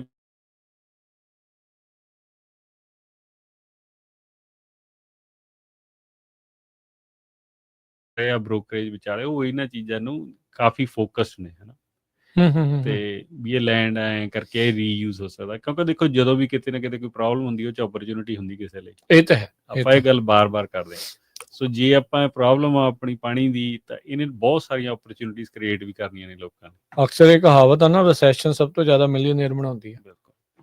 ਸੋ ਉਹਦੇ ਲਈ ਆਪਾਂ ਤਾਂ ਹੀ ਮੈਂ ਬਾਰ-ਬਾਰ ਕਿੰਨੀ ਵਾਰ ਜਦੋਂ ਵੀ ਮੈਂ ਸਪੈਸ਼ਲੀ ਆਉਣਾ ਪ੍ਰੋਗਰਾਮ 'ਚ ਮੈਂ ਕਹਿਣਾ ਨਾ ਵੀ ਕੈਲੀਫੋਰਨੀਆ ਖੇਤੀ 'ਚ ਬਹੁਤ ਵੱਡੀ ਟ੍ਰਾਂਜੀਸ਼ਨ ਥਰੂ ਜਾ ਰਹੀ ਹੈ, ਬਹੁਤ ਚੀਜ਼ਾਂ ਚੇਂਜ ਹੋ ਰਹੀਆਂ ਨੇ, ਹਨਾ। ਸੋ ਇਹਨਾਂ ਚੀਜ਼ਾਂ ਨੂੰ ਲੈ ਕੇ। ਅੱਛਾ, ਇਸ ਵਾਰ ਜਦੋਂ ਤੁਸੀਂ ਬਜਟ ਵਾਲੀਆਂ ਮੀਟਿੰਗਸ 'ਚ ਬੈਠੇ ਸੀ, ਉਦੋਂ ਇਹ ਕਾਰਬਨ ਨੂੰ ਲੈ ਕੇ ਕੀ ਚਰਚਾ ਚੱਲ ਰਹੀ ਸੀ, ਕਾਰਬਨ ਫਾਰਮਿੰਗ ਨੂੰ ਲੈ ਕੇ? ਜਿਹੜੇ ਬਜਟਸ ਵਾਲੀਆਂ ਮੀਟਿੰਗ ਹੁੰਦੀਆਂ ਨੇ ਉਹ ਅਸਲ 'ਚ ਹੁੰਦੀਆਂ ਨੇ ਸ਼ਾਰਟ ਟਰਮ ਗੋਲਸ ਵਾਲੇ ਆਬਜੈਕਟਿਵਸ ਵਾਲੀਆਂ, ਜਿਹੜੀਆਂ ਹੁਣ ਜਿਵੇਂ ਕਲਾਈਮੇਟ ਸਮਾਰਟ ਵਾਲੀਆਂ ਜਿੰਨੀਆਂ ਕੁ ਮੀਟਿੰਗਸ 'ਚ ਬੈਠੀ ਦਾ, ਉੱਥੇ ਇਹੋ ਜਿਹੀਆਂ ਗੱਲਾਂ ਜ਼ਿਆਦਾ ਹੁੰਦੀਆਂ ਨੇ। ਓਕੇ, ਹਨਾ, ਉਹ ਲੌਂਗ ਟਰਮ ਆ। ਹਾਂ, ਕਿਉਂਕਿ ਬਜਟਸ ਵਾਲੀ ਮੀਟਿੰਗ ਹੈ ਉਹਦੀ ਬਹੁਤ ਛੋਟੀ ਵਿੰਡੋ ਦਾ ਇੱਕ ਪਾਰਟ ਹੁੰਦਾ, ਹਨਾ। ਮਤਲਬ ਉਹ ਸੀਜ਼ਨ ਦਰ ਸੀਜ਼ਨ ਆ ਬੇਸਿਕਲੀ, ਸਾਲ ਬਰ ਸਾਲ ਚੱਲਦਾ, ਹਨਾ। ਪਰ ਉਹ 'ਚ ਆਫ ਕੋਰਸ ਫੰਡ ਰਿਜ਼ਰਵ ਹੁੰਦੇ ਆ ਬਈ ਹੈਲਥੀ ਸੋਇਲ ਲਈ ਇੰਨੇ ਹੋ ਗਏ। ਇਸ ਵਾਰ ਕਿੰਨੇ? GHG ਵਾਲੀ ਆਪਾਂ ਅੱਗੇ ਵੀ 2 ਵਾਰ ਗੱਲ ਕੀਤੀ, 1-2 ਵਾਰੀ। ਇਸ ਵਾਰੀ $170 ਮਿਲੀਅਨ ਇਕੱਲੇ ਸਟੇਟ ਦੇ ਨੇ ਜਿਹੜੇ ਉਹਨਾਂ ਨੇ ਵੰਡਣੇ ਆ, ਹਨਾ, ਕੈਲੀਫੋਰਨੀਆ 2-3 ਪ੍ਰੋਗਰਾਮਾਂ 'ਚ ਹੀ। ਸੋ ਸਾਰੇ ਇਸੇ 'ਚ ਹੀ ਆਉਂਦੇ ਨੇ ਸਰ। ਠੀਕ ਹੈ, ਹਨਾ। ਤੇ ਵੀ ਇਹ 'ਚ GHG ਰਿਡਕਸ਼ਨ ਹੋਊਗੀ। ਹੁਣ ਸਵੀਪ ਵਾਲੇ ਜਿੰਨੇ ਸਭ GHG ਰਿਡਕਸ਼ਨ ਤੇ ਹੀ ਬੇਸ ਤੇ ਸਕੋਰ ਹੁੰਦਾ। GHG green house gases. Okay, ਠੀਕ ਹੈ ਜੀ। ਤੇ ਉਹ ਜਿੰਨੀਆਂ ਗ੍ਰੀਨ ਹਾਊਸ ਗੈਸਸ 'ਚ ਰਿਡਕਸ਼ਨ ਹੁੰਦੀ ਆ, ਜਿੰਨੀ ਜ਼ਿਆਦਾ ਹੋਊਗੀ ਉਨਾ ਹੀ ਤੁਹਾਡਾ ਸਕੋਰ ਵਧੂਗਾ, ਉਨਾ ਹੀ ਤੁਹਾਡੀ ਐਪਲੀਕੇਸ਼ਨ ਅਪਰੂਵ ਹੋਣ ਦਾ ਚਾਂਸ ਆ, ਹਨਾ। ਸੋ ਇਵੇਂ ਹੀ ਸਾਰਾ ਲਿਖ ਹੁੰਦਾ। ਜਿਹੜਾ ਆਪਾਂ ਸਕੋਰਿੰਗ ਦੀ ਬਾਰ-ਬਾਰ ਗੱਲ ਕਰਦੇ ਹਾਂ, ਉਹ ਸਕੋਰਿੰਗ ਕਿਸੇ ਨਾ ਕਿਸੇ ਸੈੱਟ ਤੇ ਹੀ ਡਿਪੈਂਡ ਕਰਦੀ ਹੁੰਦੀ ਨਾ। ਹਾਂਜੀ। ਸੋ ਉਹ ਸਾਰੀਆਂ GHG ਵਾਲੀਆਂ ਕੈਲਕੂਲੇਸ਼ਨਸ। ਇਹ ਤਾਂ ਸੇਮ ਹੀ ਉਦਾਹਰਣ, ਇਹਦਾ ਐਗਜ਼ਾਮਪਲ ਤਾਂ ਆਪਣੇ ਸਾਹਮਣੇ ਹੀ ਹੈ। ਜਿੱਦਾਂ ਤੁਸੀਂ ਸ਼ੁਰੂਆਤ 'ਚ ਵੀ ਜਿਹੜਾ ਆਖਿਆ ਸੀ, ਈਵਨ ਸੋਲਰ ਨੂੰ ਲੈ ਕੇ ਪਹਿਲੋਂ NEM ਸੀ, ਹੁਣ NEM 3 ਆ। ਪਹਿਲੋਂ ਜਦੋਂ ਤੁਸੀਂ ਐਕਸਟਰਾ ਬਿਜਲੀ ਬਣਾਉਂਦੇ ਸੀ ਤਾਂ ਸੋਹਣੇ ਪੈਸੇ ਮਿਲਦੇ ਸੀ, ਹੁਣ ਉਹਦੇ ਨਹੀਂ ਮਿਲਦੇ, ਚੇਂਜਸ ਆ ਜਾਂਦੇ ਆ। ਇਹ ਹਮੇਸ਼ਾ ਸੇਮ ਸਥਿਰ ਨਹੀਂ ਰਹਿੰਦਾ ਹੁੰਦਾ ਕੰਮ। ਸੋ ਇਹ ਸਮੇਂ ਸਿਰ ਮਾਰਕੀਟ 'ਚ ਜਿਹੜਾ ਟਾਈਮ ਦੇ ਨਾਲ ਜਿਹੜਾ ਜੰਗ 'ਚ ਕੁੱਦਣ ਵਾਲੀ ਗੱਲ ਹੁੰਦੀ ਆ, ਉਹ ਦੇਖਣ ਵਾਲੀ। ਤੁਸੀਂ ਇੱਕ ਚੀਜ਼ ਛੇੜਤੀ, ਹੁਣ ਮੈਂ ਉਹ ਕਹਿੰਦਾ ਵੀ ਜਿਹੜੀ ਛੇੜਤੀ ਜਿਹੜੀ ਉਹ ਤੋਂ ਹੀ ਗਾਹਾਂ ਗੱਲ ਕਰਨੀ ਆ ਜਾਂਦੀ। ਤੁਸੀਂ PG&E ਦੇ ਦੁਆਲੇ ਹੋਣ ਲੱਗਿਆ, ਲੱਗਦਾ ਚਾਹੀਦਾ ਵੀ ਹੁਣ ਉਹਨਾਂ ਨੇ ਧੂਆ ਬਹੁਤ ਕੱਢਿਆ ਲੋਕਾਂ ਦਾ। ਨਹੀਂ, ਜਿਹੜਾ ਹੁਣ ਤੁਸੀਂ NEM ਦੀ ਗੱਲ ਕੀਤੀ ਆ, NEM 1 ਵੀ ਸੀਗੀ ਕਦੇ, ਆਪਾਂ ਲੋਕਾਂ ਨੂੰ ਦੱਸਦੇ ਜਾਈਏ, ਹਨਾ। ਜਿਹੜੇ 2008, 9, 10 ਉਸ ਸਮੇਂ 'ਚ ਪਹਿਲੇ ਸੋਲਰ ਲੱਗੇ ਨਾ, ਉਹ ਸਾਰੇ NEM 1 'ਚ ਸੀਗੇ। ਜਿਹੜੀ NEM ਕੋਈ ਵੀ NEM ਉਹ ਅਨਲਿਮਿਟਿਡ ਟਾਈਮ ਲਈ ਨਹੀਂ ਹੈਗੀ। ਅੱਛਾ ਜੀ। ਉਹ ਇੱਕ ਟਾਈਮ ਹੈ ਜਿਹੜੀ ਕੰਟਰੈਕਟ ਆ। NEM 1 ਦਾ ਟਾਈਮ 20 ਸਾਲ ਸੀ। ਉਹਨੇ 2028 'ਚ ਜਿਨ੍ਹਾਂ ਨੇ 2008 'ਚ ਜਿਨ੍ਹਾਂ ਨੇ NEM 1 ਅੰਡਰ ਸੋਲਰ ਲਵਾਇਆ ਸੀ, 2028 'ਚ ਉਹਨਾਂ ਦਾ NEM 1 ਐਕਸਪਾਇਰ ਹੋ ਜਾਣਾ, ਫਿਰ ਨਵਾਂ ਹੀ ਲੱਗਣਾ। ਉਦੋਂ ਨੂੰ ਬਾਅਦ NEM 4 'ਚ ਹੀ ਆਉਣੇ ਨੇ ਉਦੋਂ। ਜੇ ਉਹਨਾਂ ਦਾ ਬਿੱਲ ਉਦੋਂ ਹੁਣ $100 ਆ ਰਿਹਾ ਤਾਂ 1500 ਆਇਆ ਕਰੂ। ਵਾਹਿਗੁਰੂ। ਸੋ ਏਦਾਂ ਆ। ਇਹ ਨਹੀਂ, ਇਹ ਤਾਂ ਹੈ। ਦੇਖ, ਸਰਕਮਸਟੈਂਸ ਜਿਹੜੇ ਤਾਂ ਹੀ ਕਹਿੰਦੇ ਚੇਂਜ ਹੁੰਦੇ ਰਹਿੰਦੇ। ਸੋ ਉਹਦੇ ਲਈ ਆਪਾਂ ਪ੍ਰਿਪੇਅਰ ਕਰ ਰਹੇ ਹਾਂ ਕਿ ਨਹੀਂ। ਚਲੋ, ਇਹ ਤਾਂ ਹੁਣ ਪ੍ਰੈਜ਼ੀਡੈਂਸ਼ੀਅਲ ਦੀ ਗੱਲ ਕਰ ਲਈ ਵੀ ਕੀ ਆਪਾਂ ਫਾਰਮ ਜਿਹੜਾ ਆਪਾਂ ਕਹਿ ਰਹੇ ਹਾਂ ਤੁਹਾਡੇ ਕੋਲ ਪਲਾਨ ਹੋਣਾ ਚਾਹੀਦਾ, ਕੀ ਉਹ ਪਲਾਨ ਦੇ ਵਿੱਚ ਇਹ ਚੀਜ਼ਾਂ ਆਪਾਂ ਇਨਕਲੂਡ ਕਰ ਰਹੇ ਹਾਂ ਆਪਣੇ। ਸੋਚਦੇ ਹੀ ਨਹੀਂ ਇੰਨੀ ਦੂਰ ਤਾਂ ਵੀ ਬਿਜਲੀ ਦਾ ਖਰਚਾ ਕਿੰਨਾ ਹੋ ਜਾਊਗਾ, ਤੇ ਵੀ ਇਹ ਚਲੋ ਆਪਾਂ ਯੂਨਿਟ ਤਾਂ ਆਪਾਂ ਉਹਨਾਂ ਦੀ ਨਹੀਂ ਮੰਨ ਸਕਦੇ ਕਰ ਸਕਦੇ ਪ੍ਰੈਡਿਕਟ ਵੀ ਪੀਜੀਐਨਡੀ 5 ਸਾਲਾਂ ਨੂੰ ਇੰਨਾ ਰੇਟ ਕਰ ਦੋਗੀ, ਪਰ ਆਪਾਂ ਨੂੰ ਇਹ ਤਾਂ ਪਤਾ ਨਾ ਵੀ ਅੱਜ ਤੋਂ ਵਧੂਗਾ ਹੀ। ਉਹਦੇ ਲਈ 4 ਸਾਲ ਹੋਏ ਆ ਅਰਸ਼ਦੀਪ ਸਿੰਘ ਇੱਥੇ ਮੂਵ ਹੋਇਆ ਨਾ, ਤੇ 3 ਗੁਣਾ ਪ੍ਰਾਈਸ ਹੋ ਗਿਆ ਤੇ ਹੁਣ ਤੁਸੀਂ ਆਪੇ ਹੀ ਹਿਸਾਬ ਲਾ ਲਓ, ਆਉਂਦੇ 4 ਸਾਲਾਂ ਦੀ ਜਦੋਂ ਤੁਸੀਂ ਗੱਲ ਕਰਦੇ ਤੇ ਕਿਤੇ ਧੂੰਆਂ ਨਿਕਲ ਲੰਘ ਨਹੀਂ ਲੋਕਾਂ ਦਾ। ਪੀਜੀਐਨ ਨੂੰ ਐਵੇਂ ਨਹੀਂ ਲੋਕੀ ਜਿਹੜੇ ਸੋਹਣੇ ਸੋਹਣੇ ਸ਼ਬਦਾਂ ਦੇ ਨਾਲ ਉਹਨਾਂ ਗੱਲਾਂ ਕਰਦੇ। ਹਾਂਜੀ, ਆਪਾਂ ਕੱਲੀ ਪੀਜੀਐਨ ਹੀ ਕਹਿੰਦੇ, ਬਾਕੀ ਵੀ ਜਿਹੜੇ ਸਰਵਿਸ ਪ੍ਰੋਵਾਈਡਰ ਨੇ ਜ਼ਿਆਦਾ ਉਸੇ ਬੋਰਡ ਤੇ ਹੀ ਨੇ। ਜਿਹਨੇ ਜਿੱਕੋ ਕੁੱਟ ਖਾਦੀ ਹੁੰਦੀ ਨਾ ਤਾਂ ਉਹਦਾ ਹੀ ਲੈਂਦਾ। ਇਹ ਤਾਂ ਹੈ। ਚਲੋ ਸਮਾਂ ਸਮਾਪਤ ਹੋ ਗਿਆ ਅਰਸ਼ਦੀਪ ਸਿੰਘ, ਤੇ ਮਿਲਦੇ ਆ ਫਿਰ ਆਪਾਂ ਅਗਲੀ ਵਾਰ। ਧੰਨਵਾਦ, ਸਤਿ ਸ਼੍ਰੀ ਅਕਾਲ ਜੀ। ਸਤਿ ਸ਼੍ਰੀ ਅਕਾਲ।